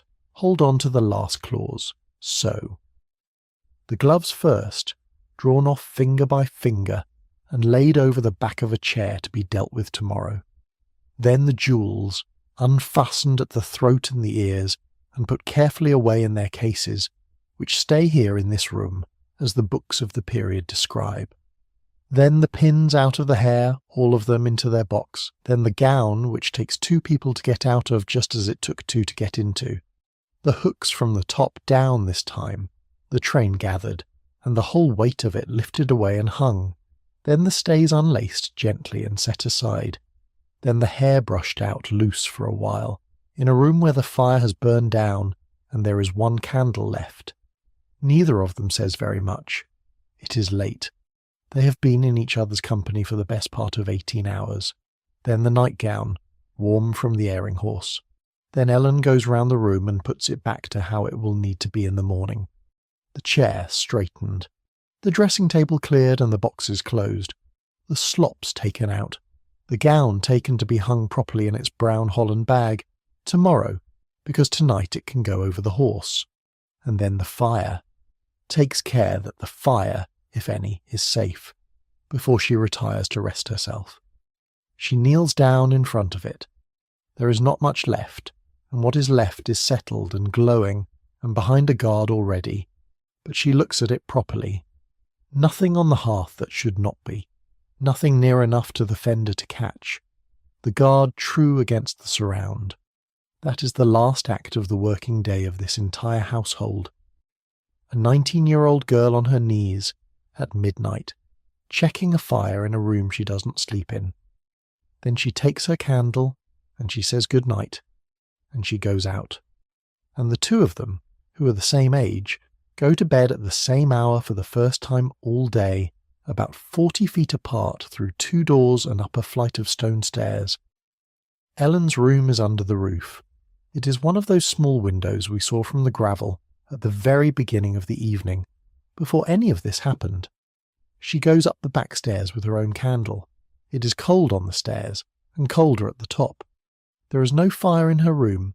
That is simply how it was for most of the people in this building, and the National Trust, who look after a great many of these attics now, put it in one plain sentence. Many servants had to share their rooms, they say, and few had fires.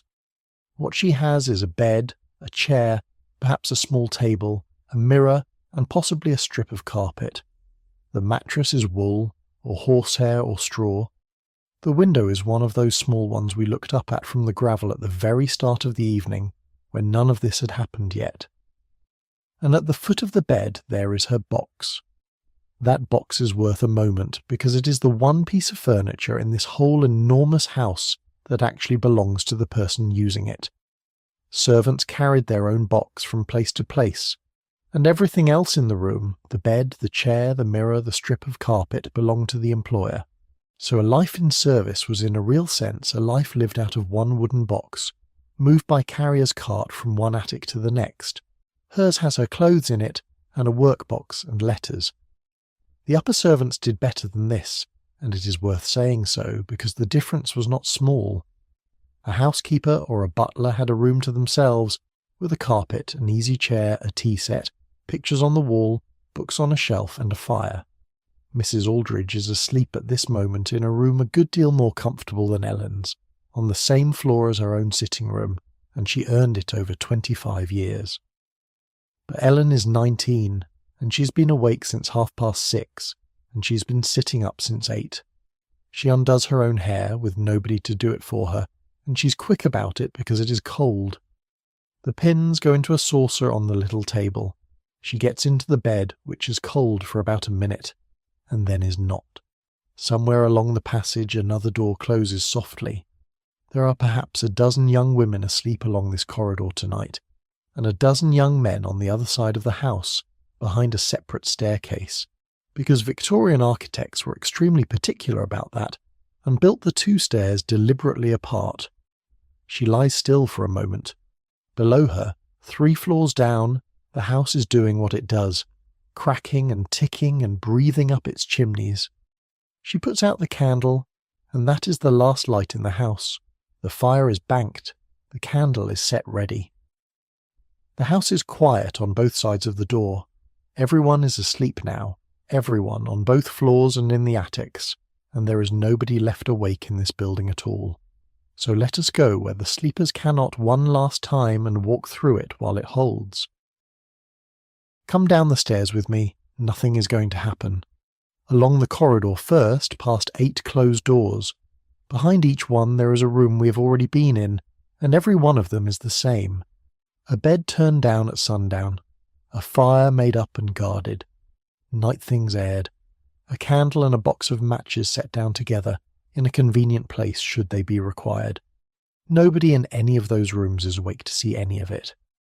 Down the great staircase, past the little table with nothing on it, the hall dark, the drawing room with a fire still throwing enough light to see the shape of the chairs, the dining room bare, the shutters barred, all as safe from fire and thieves as care can make it.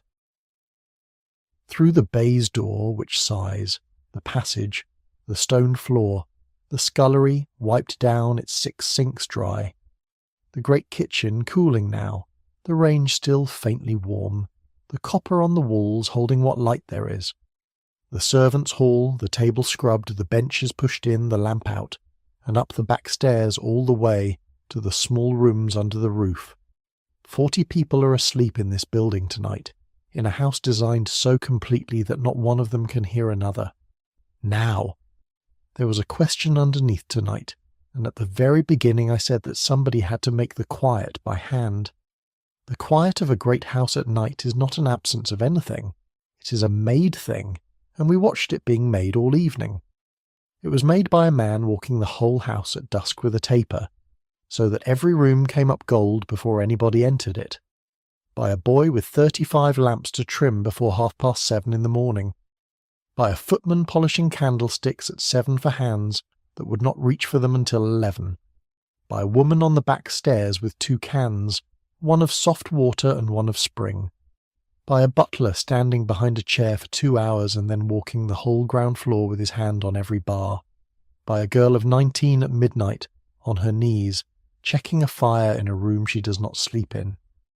Not one of them will be thanked tonight, not one of them expected to be. And here is the thing I would like to leave with you, because I do not think it is a sad thing at all.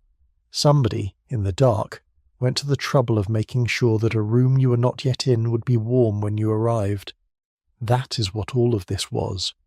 The fire lit an hour early, the nightgown warmed at the hearth, the candle and the matches set down together for a moment in the night that would probably never come. That is not a story about being unseen. That is very nearly the definition of being cared for. Some of it is still standing, so let us have that too.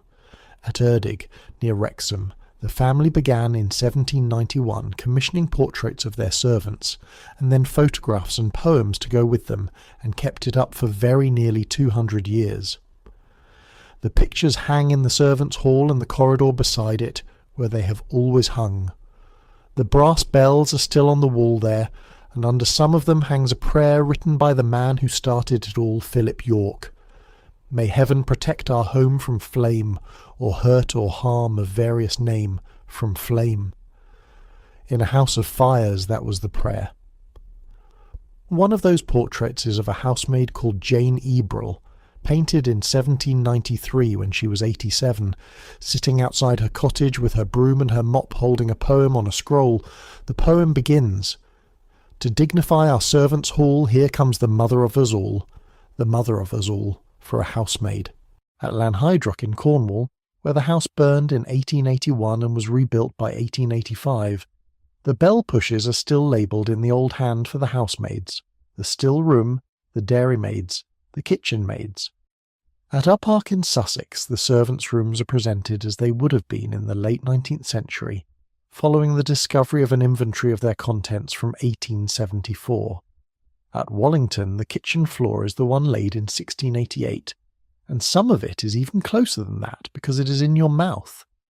Butler comes from an old French word for the man in charge of the wine, the one who carried the bottle. Pantry comes from the Latin for bread, and means simply the bread room. Scullery comes from the office of the servant in charge of the plates, and steward is older than all of them, Old English, from stig, a hall, and weird, a guard. The guard of the hall. Every time anybody says pantry, they are saying bread room, and have been for a very long time. Now let us go down one last time, because there is one fire in this house still burning, and it has been burning under everything we have done tonight.